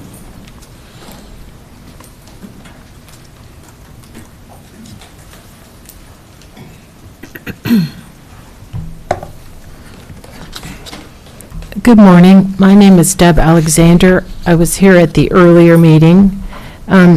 I had a little more information, and I wanted to also share something with you. I noticed in the packet today, you put the original petition as it was written that went to 72 people in the packet, but you didn't put the original map, which I have brought with me.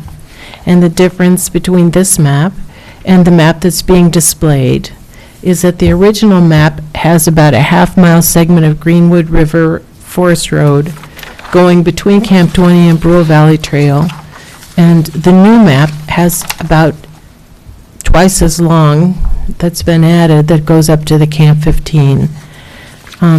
When this first happened, I was trying to find out what had gone on, and I asked the person whose email is at the bottom of the original petition, Todd Williams, and he told me that someone else got involved, and he said the man's name was John Sheaf. Now, about a third, I think, of the returned petitions were people in Brule Valley, because we do have a pretty severely degraded portion of Greenwood River Road there, and it's hard on the cars. I talked to the Forest Service person, John Olson, this week, and he said there's no plans for the Forest Service to do anything with that road. And I think that's why maybe a third of the people who responded to the original petition were from Brule Valley Trail. Camp 20 has had some Firewise improvements between the beginning of Lost Lake and the beginning of the Greenwood River, so it's actually in a little bit better shape. I noticed that another thing in your packet today is a comment from the county surveyor, Wayne Henchy, asking why isn't Glenview LLC included in the district, and saying that that LLC is gaining by the improvements to the road for future development plans. The gentleman who just spoke made reference to that. I went to the county recorder's office and asked what is Glenview LLC, and was told it's John Sheaf. And I have to say, with all of the noise that got made at the August 13 meeting, John Sheaf stood up, pointed at the map, and made light of our needs in Brule Valley. And I felt like, what's that about? You know, I'm very happy to be able to open these lines of communication with you guys and to say, we're pretty far back there in FAR 1, but we've owned our property since 1999. And our road has, at least, you know, except for that Firewise section, our road has gotten degraded, and we've paid more in taxes every year. We've paid more in taxes when our property values have gone up and when they've gone down. And I know you guys have a lot on your plate. I know there's a lot of needs in the county and not as much money as there needs to be to improve roads. But my own feeling is, I'd like to know how people who have to drive over that segment of Greenwood River can go about improving it, because it looked to me like the Camp 20 petition is going to be denied, and we're not going to be going back to the original petition. So with that, I'll just say thank you again for your attention. Thank you. Thank you.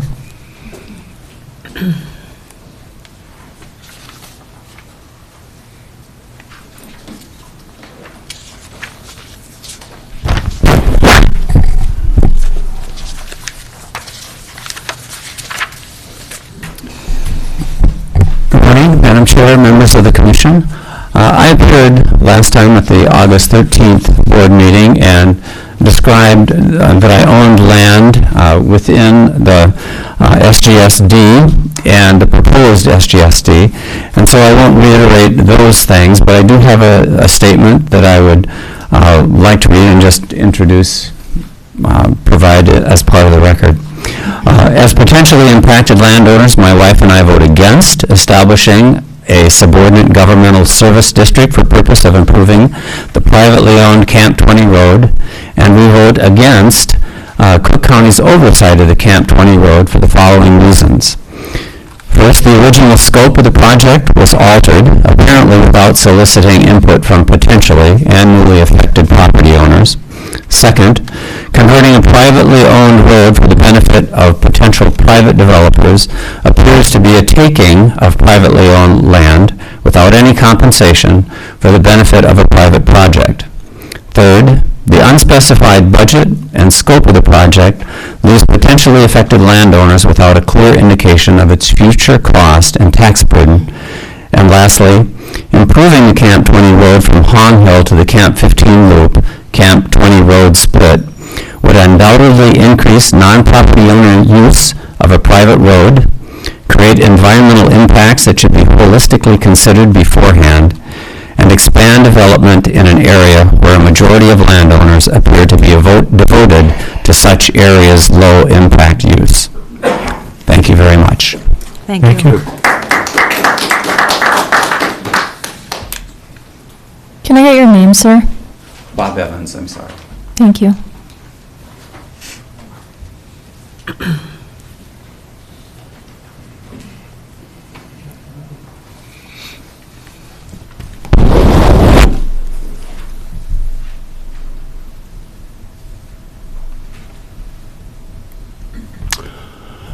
My name is Thomas Lowe. I appeared at the earlier meeting as well. My wife and I are the individual contact for the Cook County Auditor's Office for tax purposes for 5 parcels of land held by 21 individuals, where County Route 70 terminates. I believe I can speak for our group in saying we are totally opposed to the project. Two of the parcels that appear on the map appear to be included in the Camp 20 improvement proposal, even though we don't access our properties through Camp 20 route. We access it through County Route 70. I'm not sure about this because I've never received any communication, petition or otherwise, and somehow these maps apparently have changed. The tax notices, on the other hand, have never failed to reach us in close to 50 years that we've been paying taxes on this. But we see this as an additional tax, and I'm not sure why individuals have to pay taxes when other roads are included in the general tax budget. So that's the first point I wanted to make. My other point is that I've been reading up on the state of Minnesota statutes regarding projects. And my understanding is that 5% of those affected can require the county commissioners to hold a special election to get approval of the project within a prescribed time limit. If Cook County intends to go ahead with the project as described, I can assure the commissioners such a special election petition will be undertaken. And I think with 21 people, we're close to 5% right there. Thank you. Thank you.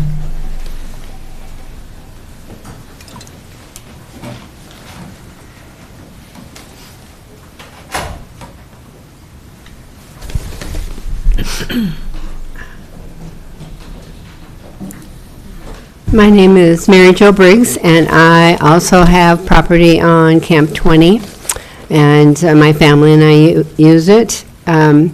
We are definitely do not want the road touched. We like it. We bought it that way. It's adventure. It's off the grid. It's just everything that we want.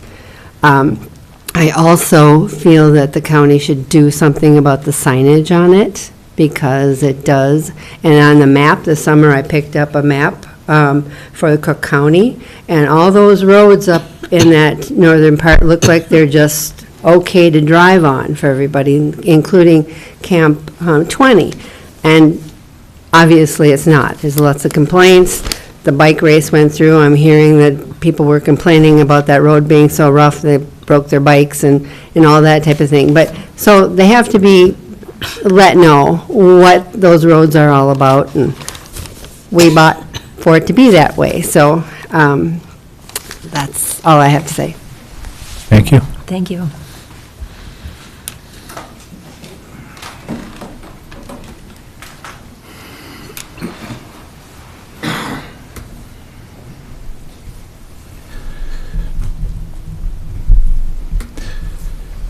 I'm Todd Williams from Lost Lake. I was at the last meeting as well. Now, while I was the one that sent out the initial petition, this thing has, in order just to find out if there was any interest in improving the road. And in my opinion, you were all here at the last meeting for the show of hands. I think the people have spoken, and that should be respected. From what I envisioned initially, fixing a few potholes, replacing a few collapsed culverts, this has morphed into some kind of a monstrosity that I never envisioned. We're going, to $300,000, $400,000, $500,000 worth of potential cost, and I think it's just getting blown way out of proportion. And I withdraw any support that I initially had for this project. One thing I would like to point out, as far as emergency vehicles and services go, fine, even if you were to fix Camp 20, what about the people on the end of Island View, the people on the end of Lost Lake Road, the people at the, if they're not willing to go, if they're willing to go up Camp 20 but not on these spurs, what's the point? It doesn't make sense. So I just wanted to make that clear that any support that I had for this previously, I rescind. This is not what I envisioned. Thank you. Thank you.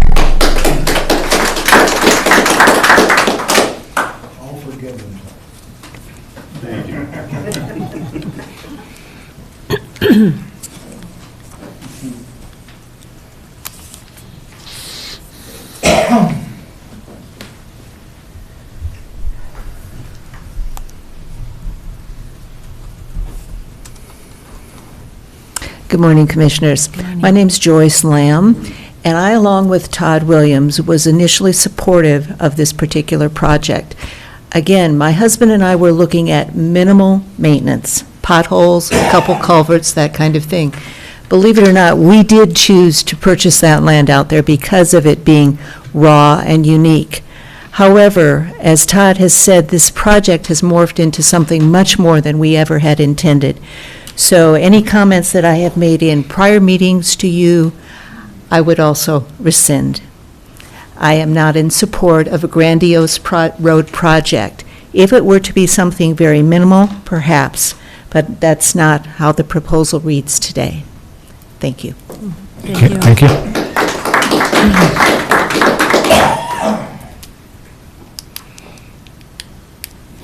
Anyone else?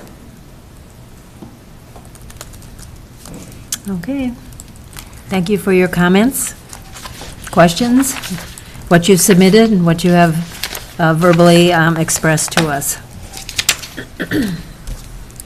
So, just for those folks who are not here this morning, our highway engineer has updated the subordinate governmental service district, so we do have now a guideline.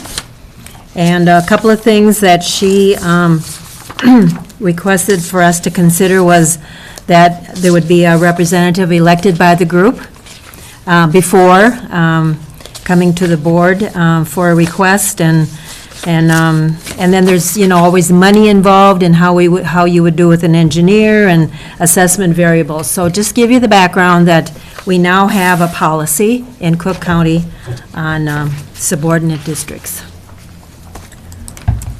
Okay, so. We have an updated policy. We had a policy before. Yeah, we had it updated now, yeah. Okay, so Brady, do you have any input or comments on? Well, this public hearing, now is valid, so that was just a step in the process, is that you had to have a valid notice public hearing, so now it's been held. Once it's closed, action could be taken, but I'm not aware of any proposal right now that the board would even vote on, so to speak. Because now, under the policy, the first step is that you have to have a representative elected, and it has to be something that the highway department can validate. So that's the first step if anybody wants to take any action at this point. So the group would have to organize. Thank you, Madam Chair. Just a question, and this could be to our highway engineer. It was referenced that these are private roads, and I guess I've been in error. I mountain biked on some of these roads at one time. So are they some of these DNR roads and Forest Service roads, or is all Camp 20 private roads? That was brought up. I would just like a clarification. Has no bearing on where we're going with this, but it's a question. Madam Chair and Commissioner Bershheim, I might give a long answer to a quick question, because without extensive research, I don't personally know the status of Camp 20 Road, where there is a DNR road or where there is a Forest Service road. It's my understanding that is open to the public. I don't know how much of this section is claimed by either agency other than the area currently bounded by the proposed SGSD is not claimed by the county. I can say that much. It's not a county road. So we do need to research each title or each recorded parcel to actually answer that question, unless it's a road that either the Forest Service or the DNR claims. One thing that gets confused quite often is the difference between a private road and a privately maintained road. I can say with confidence this is currently a privately maintained road. And I know there are some private roads in Cook County, in other words, where a public easement is not recorded through a parcel and a private group or a private owner maintains that segment of that road. That would be considered a private road. But I don't know the answer off the top of my head to the status of Camp 20. I can answer that. Would you come up front, please?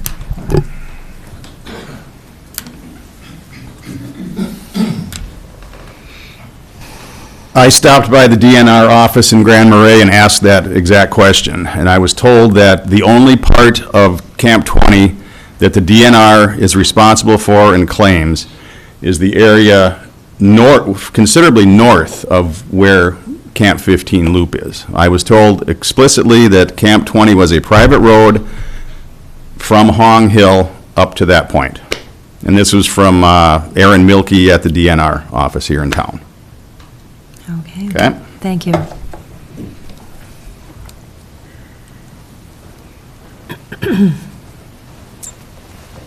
On that subject, it's, they have a DNR easement that runs from state land down to No Name Lake of 1.9 miles, and there was meetings on that before. And that DNR easement is for DNR employees, so they don't have liability on private land. And as far as the Forest Service, the Greenwood River Road is a Forest Service road coming off of Firebox to the private property line just up past my place. Otherwise, my property line goes to the center of the Greenwood River Road. And so half of that Greenwood River Road is my private property. And the easement is for Jay Menzenbrink and other property owners to cross my property, because they are property owners. We have, my easement from my property to Hong Hill is an ingress and egress easement over all these other people's private property. That's my right. So it is private property, and it's a private easement. And they're again coming up with no intention from Cook County, but they put Camp 20. That's not Camp 20. You go into the recorder's office, it's a logging road system. And that all goes back to Blandon when they sold it to Minnesota Trust and Public Lands. And doesn't that sound funny? A private organization by Scott McCampbell out of Lyman, New Hampshire, which I personally know. And it's not a nonprofit, because you should see the salary he gets. Thank you. Thank you. May I also make a comment? I've already signed it in. I think because we bought a piece in, the 20th century that happens to be a piece, an 80 that is two 40s that come together that were part of two different lumber parcels.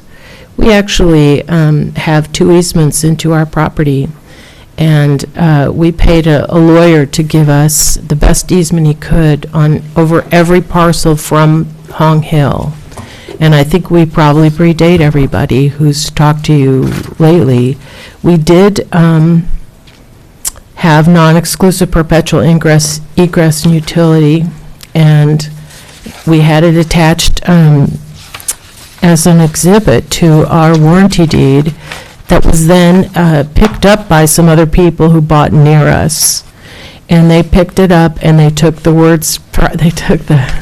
private easement words off of it. And a lot of people used it after us.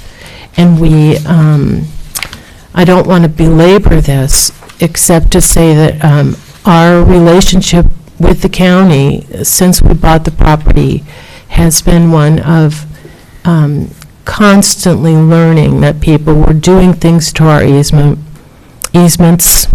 We had people build a driveway over our property without permission. We had a lawyer in this county mistakenly make us lose one of our easements, and it cost us $1,500 to get our original lawyer to put in a second corrected easement to get it back. We've had the county put our cabin on the wrong property.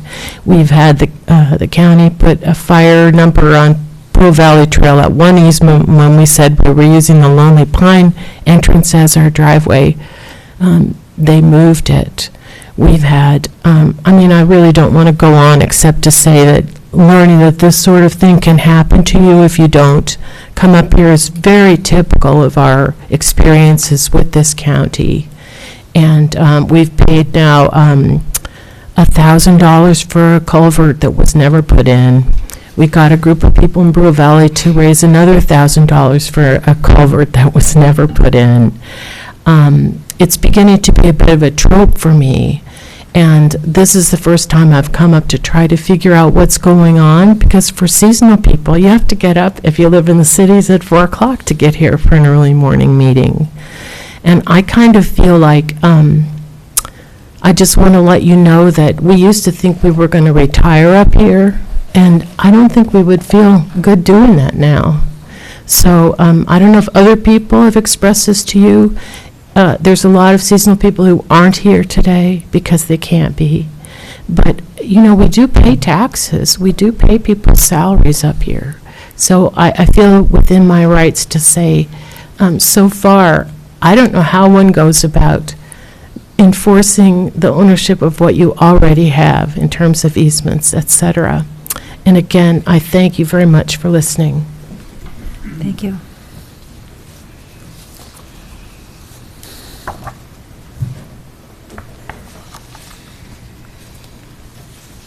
Any other comments? Questions from the board? Madam Chair, I might suggest that you close the public hearing and then determine if the commissioners have any additional questions about process. Just wanted to make sure everybody's had their time for comments.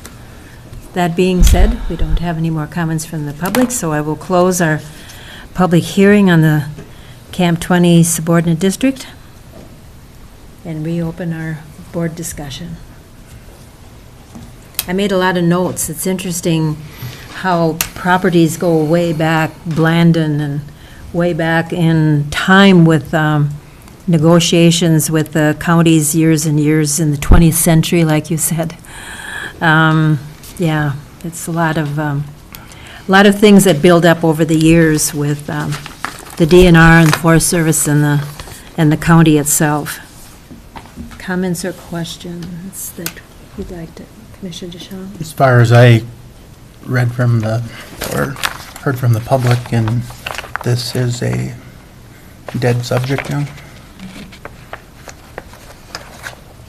And we did hear, even though the people aren't here, many of us have received emails also. So some people, like you say, cannot be here, so we hear other ways. And Yes. Madam Chair, I would just reiterate under the policy now, the next time that we would consider this, they have to have an elected leader, representative. Right. So that'll, yeah, and that'll take some work for a big diverse area like that. But of course, you can choose your area. If someone wanted to choose Greenwood River Road only, they could try to form a subordinate service district for that. There's nothing defines what area someone wants to have this type of road improvement on. For example, just an example. Right. But whatever area that is, you have to organize and have a representative. Commissioner Dugard? So Brady, would they need to have a new petition? Well, the petitions, I've explained it several times, that petitions are only valid for qualified voters. And over the years, we've had difficulty determining a qualified voter. So we have in the past ignored that because the county has two options under the statute. They can form these districts, approve them under their own authority based upon the wishes of the people that live there, or the people in those areas can petition with qualified voters, which would cause a public hearing, and they can petition to have an election, for example. So that's a different route, a different method. So how all of the other ones have been formed is we've taken people's petitions as advisory. And the board looks at that, and I've explained over many times that the board wants to see whether they're using the petition part of the statute or not, because, you would have to determine a qualified voter. The board wants to see strong consensus, and they always have, before they've approved one of these.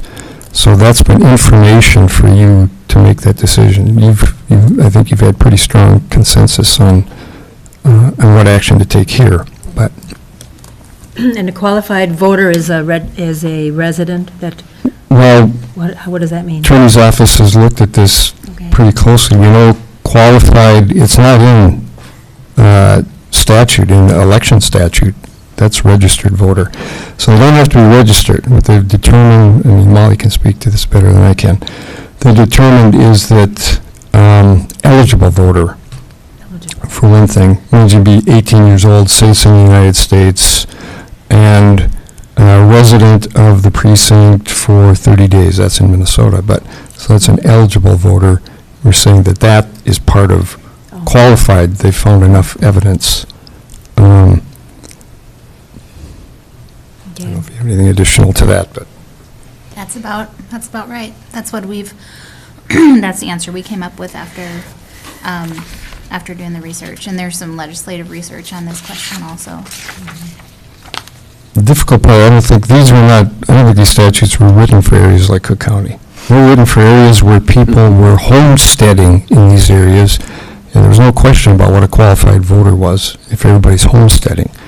And up here, there's rare to find anybody homesteading in these areas. Oh, right. Okay. Commissioner Dukert? I wouldn't necessarily call it dead in the water. I think that when people have differing opinions and they come to a meeting and other people start clapping, it makes it hard for those different opinions to come forward and speak to us. I think that it's clear that the citizens need to sit down together and decide for themselves and have another discussion. It sounds like what the original intent was is not what is currently being presented. So I'm glad we updated our policy. I'm glad that it says to have a representative. I think that'll make things more clear, and I hope that all of the citizens in this area can come together and have a civil discussion with each other and look at what all of you can agree upon, which is not easy because the five of us can't always agree, so it'll be really hard when you have as many citizens as you do. But I hope that this has given you all an opportunity to understand each other's wishes, because they sound like they're a little bit different, but very similar. I think you all want to be remote, but your idea of remote might be a little different. So I wish you all the best of luck. I hope that you can have discussions with each other and figure out what to do with your area. So thank you very much for your comments over the last couple weeks and to support Commissioner Dukert. I wish you well in your future endeavors and how you feel you want to live there and be a part of your community up there and your road situation. And in the future, you know what the steps are now. If you have another comment, please come forward so that it'll be recorded. Madam Chair, the hearing's been closed for comment. I think we need to respect that. Madam Chair, I'm wondering if the highway engineer would agree with me that the board does need to decide either yay or nay on the petition within 30 days of the public hearing. So if not today, then at a future meeting, there actually needs to be a motion to deny the request for an SGSD. We can't just let it die, I guess. I'll make a motion to deny the request for the Camp 20 SGSD. Commissioner Bersheim, any further questions or comments? All in favor? Aye. Opposed, same sign. Motion carries for the denial. That was my question. So it is a dead deal now then, as far as the county's commissioners are concerned? Thank you very much. So we'll move on with county business.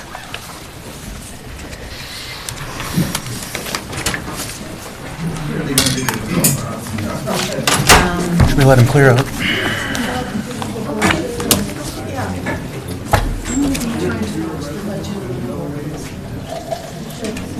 So Molly, would you want to, since Jeff left the room, would you want to bring up your? Sure. Yeah, okay. General fund request. Thank you.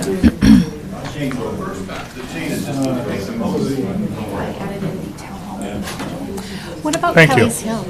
We already did that. We did that. But Hillary doesn't know. See Hillary's in the crowd. Okay, thanks. Is this something new? The Town hall town meeting. Just hall the end. schedule. Yeah. Yeah, that's all we need.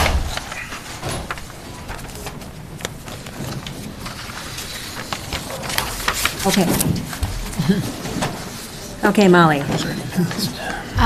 Thank you, Madam Chair. I guess we are moving on to the. Sure. So the county attorney's office, I have submitted a capital funding request item for new case management software for the attorney's office. And so I've prepared a quick PowerPoint presentation. This doesn't cover our general fund general budget, which for the attorney's office, the majority of that budget is for staffing, and any changes to the general budget have been reductions over the last few years. But this is an item that we'll be requesting that the board approve for about $40,000. So just to review kind of, thank you, and Rena Rogers offered to join me and help me out with this request since it will, since we've kind of developed it with her help, and certainly will need the assistance of her office to help implement the change, should the board approve it. So, let's see, I have a clicker here. All right, so the role of the county attorney's office, I'm not sure the commissioners can see this. They can see it on these Okay. up here. Good. Unless Mine it's isn't not on. working. See? Yours isn't working? There you go. Got it. Mine doesn't work. All right, so the county attorney is the chief prosecutor for all crimes occurring in Cook County, and this includes all levels of crime, from traffic citations all the way up to serious felony offenses. That includes not just greater Cook County, but also the city of Grand Marais by a contract that we have with the city of Grand Marais to do what would, under statute, be city prosecution, the non-felony cases within city limits.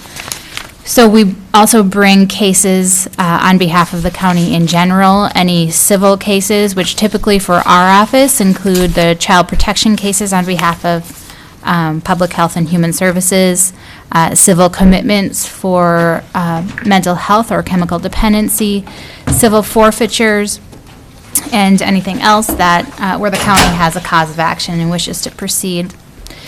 A big part of my role personally is to be general counsel for county government, and so I advise on ordinances and policies, bid law, all contractual relationships. I do a lot of contract drafting, contract review, contract amendment.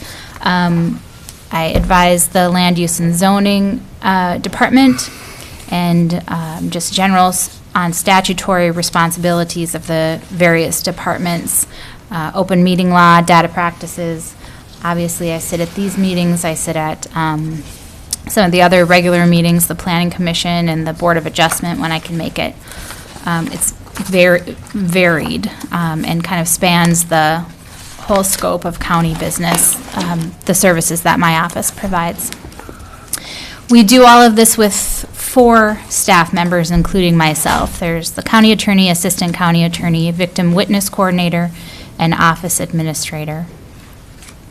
So it's a very small office, and it's important to note that all of the roles and responsibilities that I just discussed on the previous slide are carried out by 2 individuals, the county attorney and the assistant county attorney, with the aid of our administrative staff. It's a lot to organize. And so the purpose of this request is to provide adequate, up-to-date case management tools to the county attorney's office towards increasing the efficiency and the effectiveness of operations without adding staff. So, and the request, I think, has a much greater impact on Cook County government than just within our office, because by improving the work efficiency of the attorney's office, we can improve the efficiency and the effectiveness of other county work, because we're reducing delay that's caused by our office having to catch up and keep track of everything. So, because inefficiencies in the attorney work then translates to inefficiencies in other part of county government. So it's my position that this would be money well spent, and the results are going to positively impact the delivery of services across the county government. And of course, efficiency equals cost effectiveness and cost savings. What we currently use in the county attorney's office is an application that we've had since 2003. It's supported by St. Louis County as a part of a kind of a consortium of counties called Nemesis, which is an interesting name. Costs us about $2,500 It's actually a year. pretty well named, I would just say that. Costs about $2,500 a year, so certainly it's cost effective. The problem is that this system has not really kept up to date over the years. It's kind of an antiquated system, and it's lost effectiveness essentially as we've moved forward, and other technologies of our partnering agencies like the courts and the BCA have moved forward. This system has remained kind of stuck. Can I weigh in here? Go ahead, yeah. So, one of the advantages before was it was integrated as part of Nemesis with the CAD system and the software that the sheriff's office used. But when the sheriff's office last year, 2 years ago, I lose track of time, moved over to Zucker, they left the attorney's office behind. So any kind of integration that was happening using systems no longer happened. So that integration now is replaced with like manual processes, and it's all secure, private, CJIS, there's all kinds of stuff. So managing the transfer of that information was no longer automated. So they had to come up with other kinds of more manual processes to transfer that information. So it was kind of, left them hanging when the sheriff made their move. So I think it's a really thing that makes it really hard for them to maintain where they are. And kind of a sign of this problem is that of the 6 county attorney's offices included in Nemesis, 4 of them have pulled out of Damien and have gone to different case management systems. Lake County last year went to a system called MCAPS, which I can talk about. Carlton County just approved their request for prosecutor by Carpel, which is the system that I'll be asking the board to approve. So the issues with Damien, what we have been using is that, one thing is that it was kind of designed for that big office, St. Louis County, and designed for their needs and their structure and their staff. So there have always been usability issues when you try to translate that into our office, which operates of necessity in a very different way. As Rena mentioned, we no longer have integration with the sheriff's system, so it becomes difficult for them to send us evidence, send us reports. We have to manually transfer that information into our own system before we can work with it.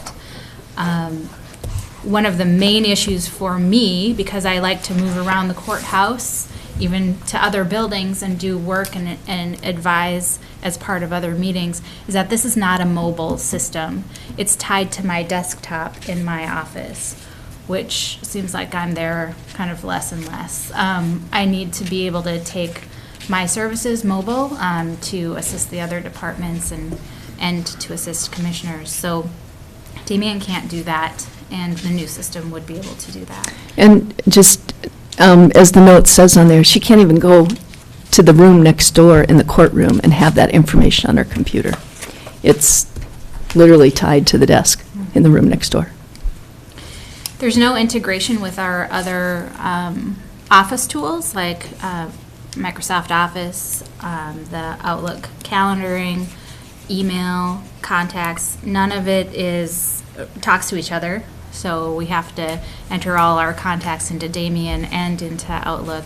We have to, if the court system sends a calendar event, like a court hearing, to Damien, we have to then translate that and create an event in Outlook. So inefficiencies abound. And here's a really good point that would be fixed by a new system. This last bullet point relates to the reporting obligations that we have for our grant. We have a grant which provides in large part the funding for one of our positions, the Paralegal Victim Services Coordinator. And that's a federal grant, so the reporting obligations are onerous and require things like tracking clients and tracking cases. Damien cannot really help us with that. And obviously, it's important that we comply with those reporting obligations and that they don't take up a great amount of time, which takes away from the services that we can provide. So it's an issue with Damien, and it's something that will be resolved with the new system. So here's a list of kind of what we determined we require out of a new system. It needs to be compliant with criminal justice information or FBI standards, so this relates to confidentiality of data.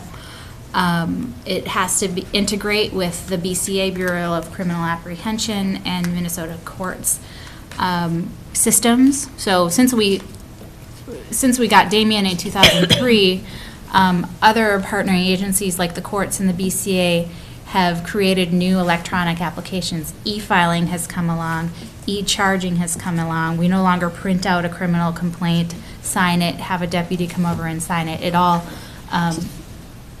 goes from one office to another electronically, and all of those different systems have their own requirements. Damien isn't compatible necessarily with those. We need a new application that is. We want it to integrate with Zerker. The Sheriff's Office application needs to be configurable to our own needs, obviously, in order to be useful and not configured for some other bigger office. We need that cloud hosting so that both so that we can have a mobile solution that I can take outside of the office, and so that it doesn't take additional county resources to host. Rena knows the words better than I do, but we wouldn't have to have a server on site, for example, to hold all of that data, and then to have to secure that server and make sure it's maintained and replaced on schedule and all of that. Is that a good? That's right. Yeah, it's about equipment and software licenses for the servers, which would be an ongoing cost that would be added to the application cost, plus the time and resources to keep it updated.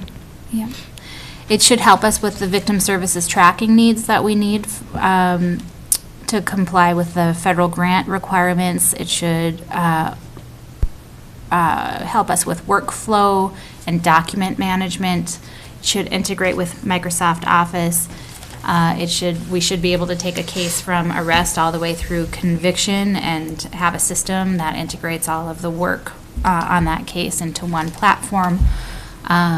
And general data collection and reporting is important to me. I would love to come to this board on an annual basis and tell you what work we've been doing and what our caseload looks like compared to other years. And it's very difficult and time-consuming to do that under the current system. So we'd like to make that more possible through a new system. And we'd like the ability to manage all office operations, not just criminal case, but civil work. A lot of the civil work that I do can be made more efficient through a new case management system.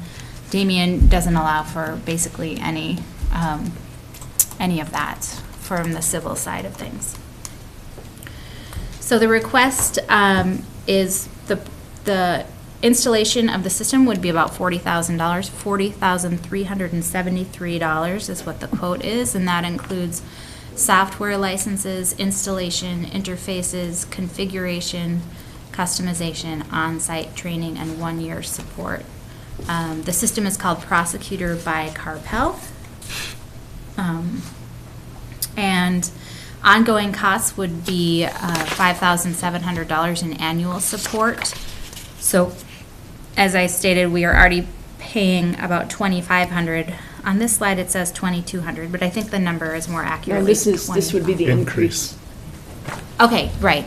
So it would be an increase of $2,200 from what our ongoing costs already are. So my budget annually would include about $2,000 additional with this system.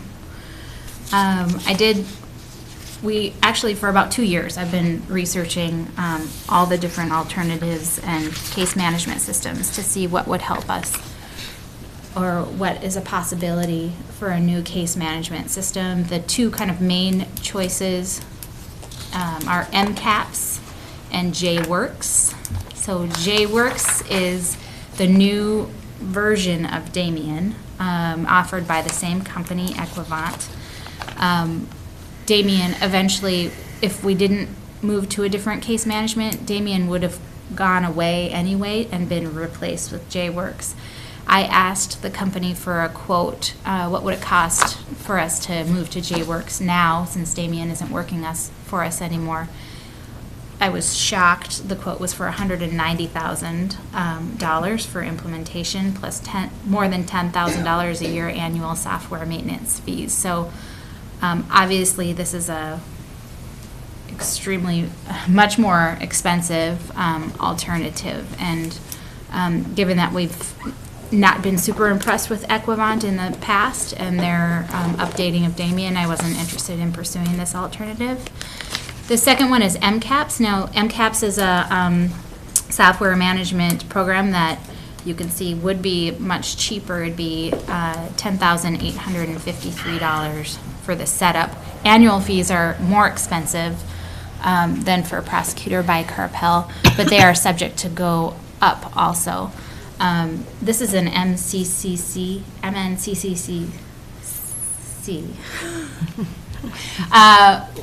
program. So it's a multi-county organization which shares the obligations through a joint powers agreement, and all decisions are made by committee, and maybe as a result of that, it's been slow to improve, slow to integrate new things like electronic discovery, that kind of thing. And after kind of surveying my county attorney partners in other parts of the state, they always expect it to improve, but those improvements come slowly, and there's kind of a general level of dissatisfaction among a lot of the offices that have MCAPS. So those are the alternatives that I did look into. And I was recently at a meeting where where the person who represents this was there, and she was hoping that they would have a pilot for a mobile solution for a handful of counties about 2.5 years from now. So it's a pilot. So we're doesn't really meet the basic requirements, I think, that Molly needs. Right. They also don't have an interface with Zerker. They lack a lot of the capabilities that Prosecutor by Carpel does. We've already taken a crack at reducing the project costs. The original bid came in to us at more than $60,000. We reduced it to $40,000 by choosing not to integrate certain things. We chose to leave our data behind for now. So a lot of the data that we've input into Damien, we would have to pay $12,000 plus to Equivant to get it back, to extract it, and then the quality of that extracted data, we aren't expecting it to be great, so a lot of resources would have to go into improving it, and then its usability would be questionable. And so we saved $12,000 there, and we saved $7,500 by declining a new it's the conversion. That was the additional cost, is the conversion of that data once it's extracted. So we did our part to try to reduce these costs to $40,000. So in summary, I've listed the key benefits here. A big thing I think that Rena is happy about is that there wouldn't be a support impact to her budget or her resources, because the annual support for this system is built into our annual fee.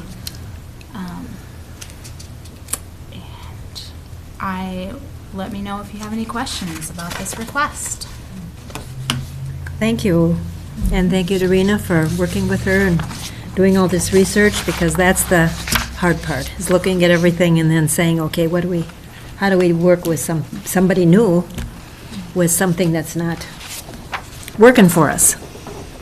And the best thing is our budget committee is here, so they've had they have had a heads up on this request too, as we move forward in the budget committee. Any questions or comments for Molly? Commissioner Mills?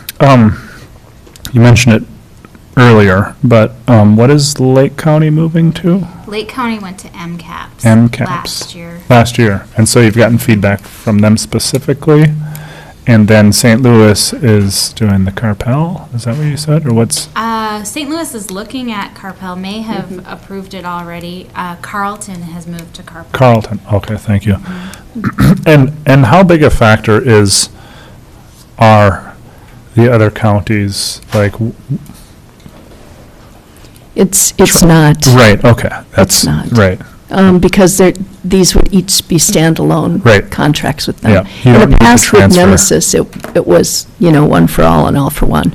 But actually, we would have a lot more flexibility with Carpel than, say, MCAPS, where other counties, like, I forget how many counties are on it, but where they all decide every decision by committee, what goes forward or what features they put in. So that's part of the reason it's very slow. Thank you. Commissioner Dugard? So Brady, is this already in the budget for? It's in the numbers that Okay, that you've seen originally. all right, thank you. Further questions or comments? Thank you, Molly. Oh, my Oh, wait a thank you minute. very much. I think I'd like to make a motion to accept this and move forward. Can we do that at this point? Commissioner, we have not made motions to line item approve portions of the Okay, budget. thank you. We've discussed all of the capital and all of the other items and approved the Okay. budget in totem. You can express support. Yeah, okay. You can make a motion and support this item if you want, but that has not been the practice. Thank you. No, I think I speak in support of this. It's use technology whenever you can to be more cost-effective and efficient in the future. Okay. Again, thank you, Rena and Molly. Thank you. Moving on to Minister Cadwell, you have a little budget review for us? Madam Chair, Brady, did you do the 6-month budget review? I did. Okay. Yeah, I put it in under administrator. From a very practical standpoint, I'll just explain that there's a standing heading for auditor, and at the point in time that the original agenda was published, there were no auditor items, so it didn't have a heading to fall under. Typically, these two items that are on here would be listed under auditor list, so. Okay. So this is the 2019 budget. This is our quarterly review of the general fund only. So the standard format, there's 2 pages, and you'll see we break it down between those items that actually have a budget, and then we just show you some of the other items, that expenses and revenues of various grants and other things like our car accounts, et cetera, that we don't budget for. But if you go to it's actually page 244, and you see the bottom, the last department is 822, that's miscellaneous.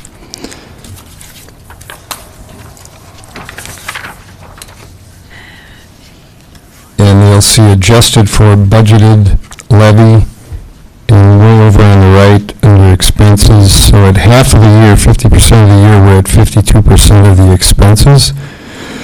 In general, that's expected because of the various building operations, this one, community center, et cetera.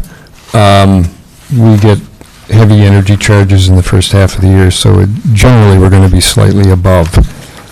And then revenues are ahead.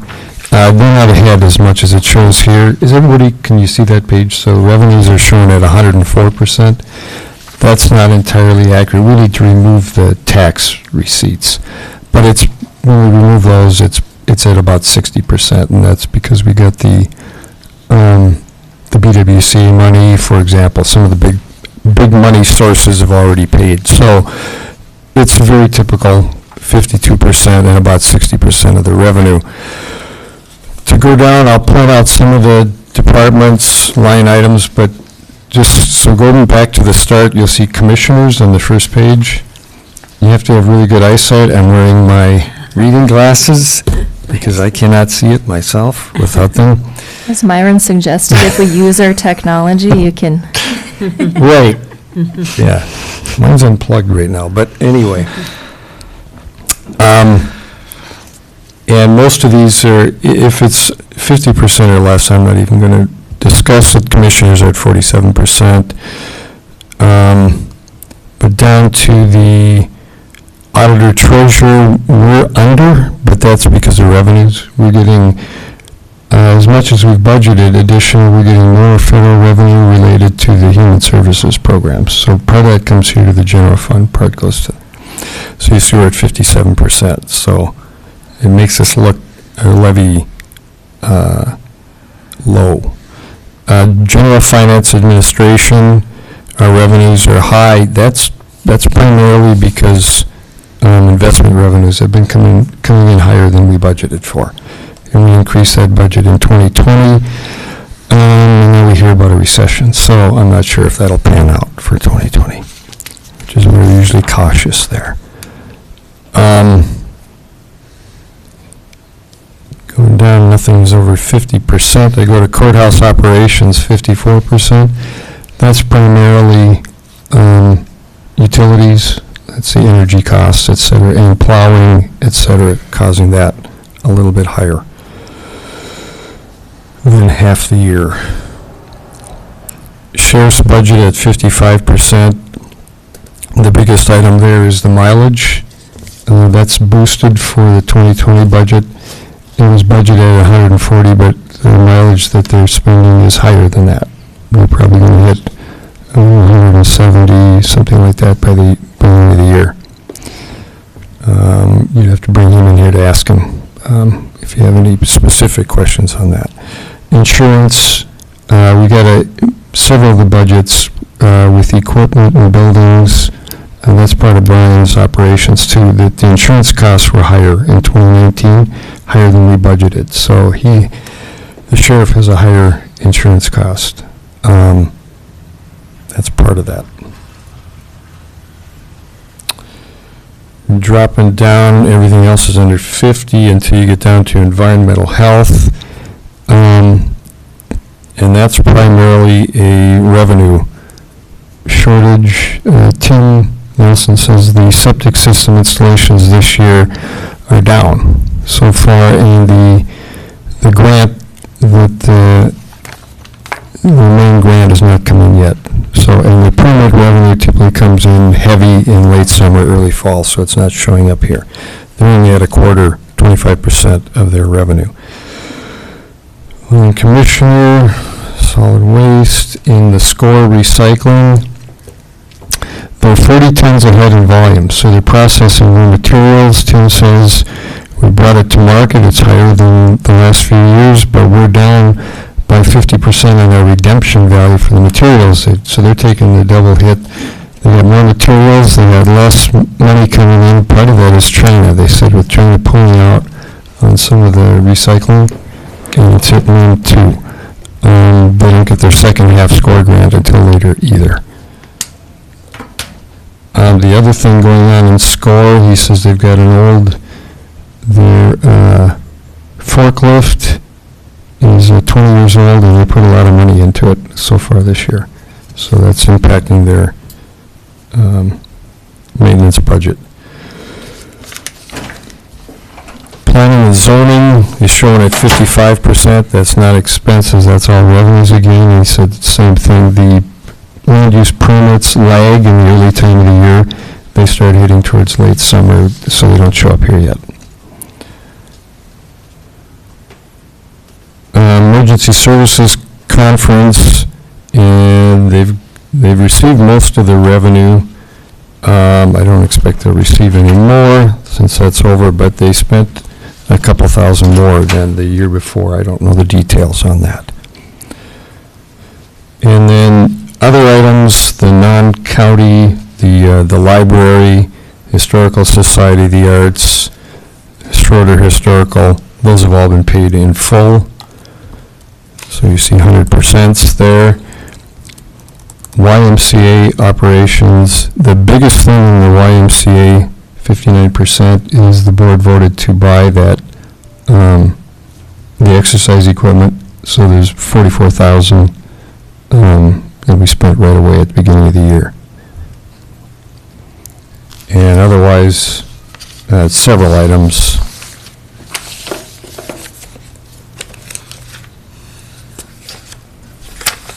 That's the biggest, but they also have high utility costs beginning of the year. Expect that to level out by year end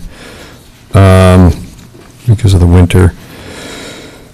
The repairs and maintenance, I can't remember what that was. Was the sauna, did some of that carry over? I didn't get a chance to look at this one particularly. But there was some additional costs related to the roof and ventilation repair above the jacuzzi. Yeah. This year, and some of the costs related to, I think did all the costs related to the daycare bathroom? Did that go through bill? Most of that went through 12. So I think, but the sauna was here in the departmental budget. The roof and the daycare out of the Department 12, or Fund 12. So those are the main things in YMCA.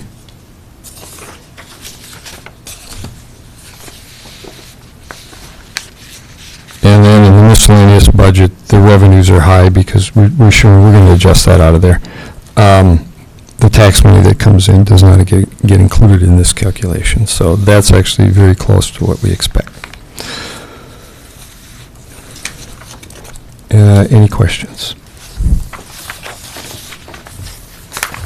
Thanks, Brady. Thank you, Brady. Thanks. Thank you. Usually ask for a motion just to accept the report. I move to accept the report. Support. All in favor? Aye. Opposed, same sign. Okay. Thanks. Moving on to Commissioner concerns, employee concerns, Commissioner reports. Anything to report? Nope. How about meetings to note? I'll be going to the AMC Cannabis work group, heading down tomorrow night, and it's on Thursday. I believe this is the last one before our fall conference and policy conference, and I'm most excited about this one, although I did miss the the second one, but and the one I missed was when they were talking with other counties and some of the issues that came up, so I got that report. But this one, we'll have a representative from Department of Ag talking about the industrial hemp program, which is not directly related, but I think there is some overlap there. But it is a separate issue that the state has taken on already. And then also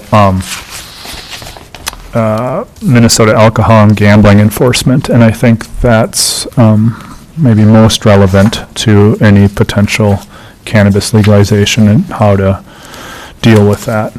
So I'm excited for those especially.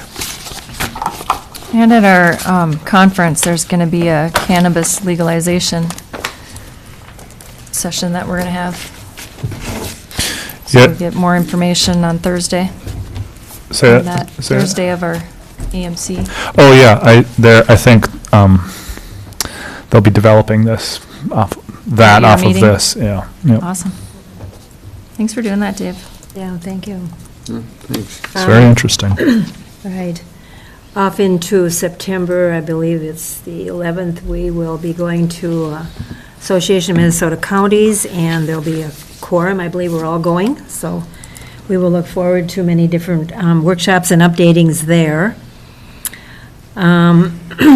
Last week, we had a couple-day workshop, and one of the parts of the workshop was to review Administrator Cadwell's job performance.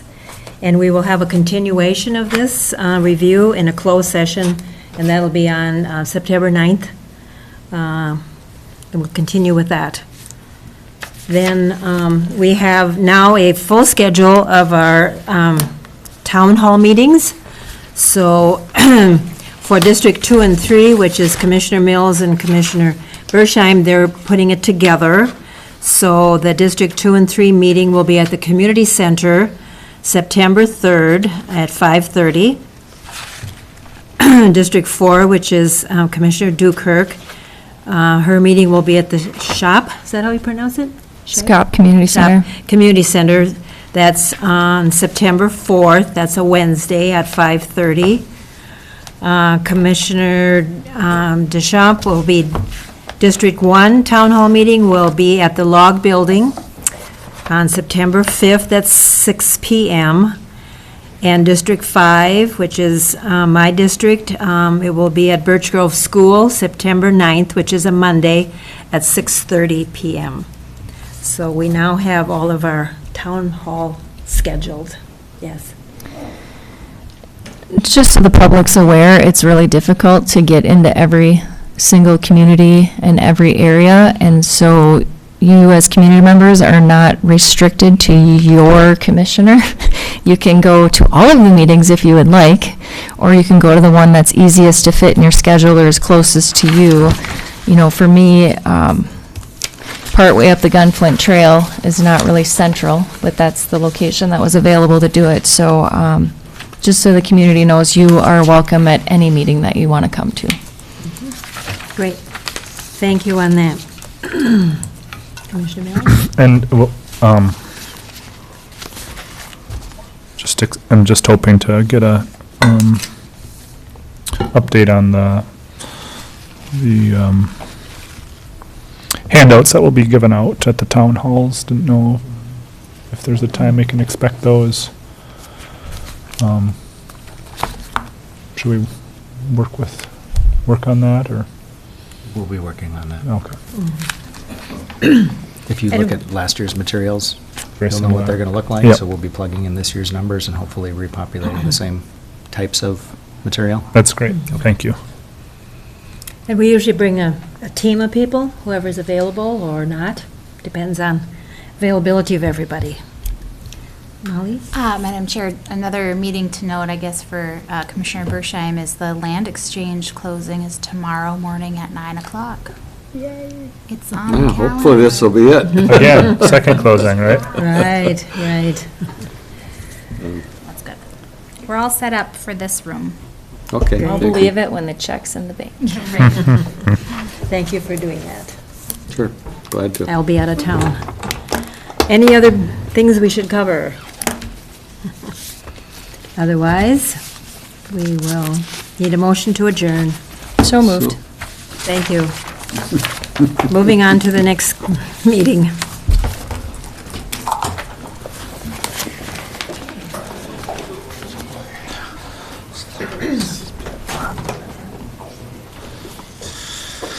Doing Brady.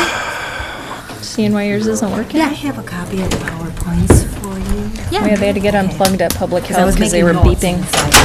Just in case somebody wants to have a discussion, Sure. I'll have it. Do you want that printed or emailed to you? There, now you're Could you print it for me? Yes. Okay, yes. Now you're And on I'll be fire. here for a while, so. What's that? Can you email it to me? Yes, I can. The- Just to make sure Oh, no. Most expedient? it's in there. It's not on. Okay. Most expedient would be to email the PDF to April so it can be amended. Yep.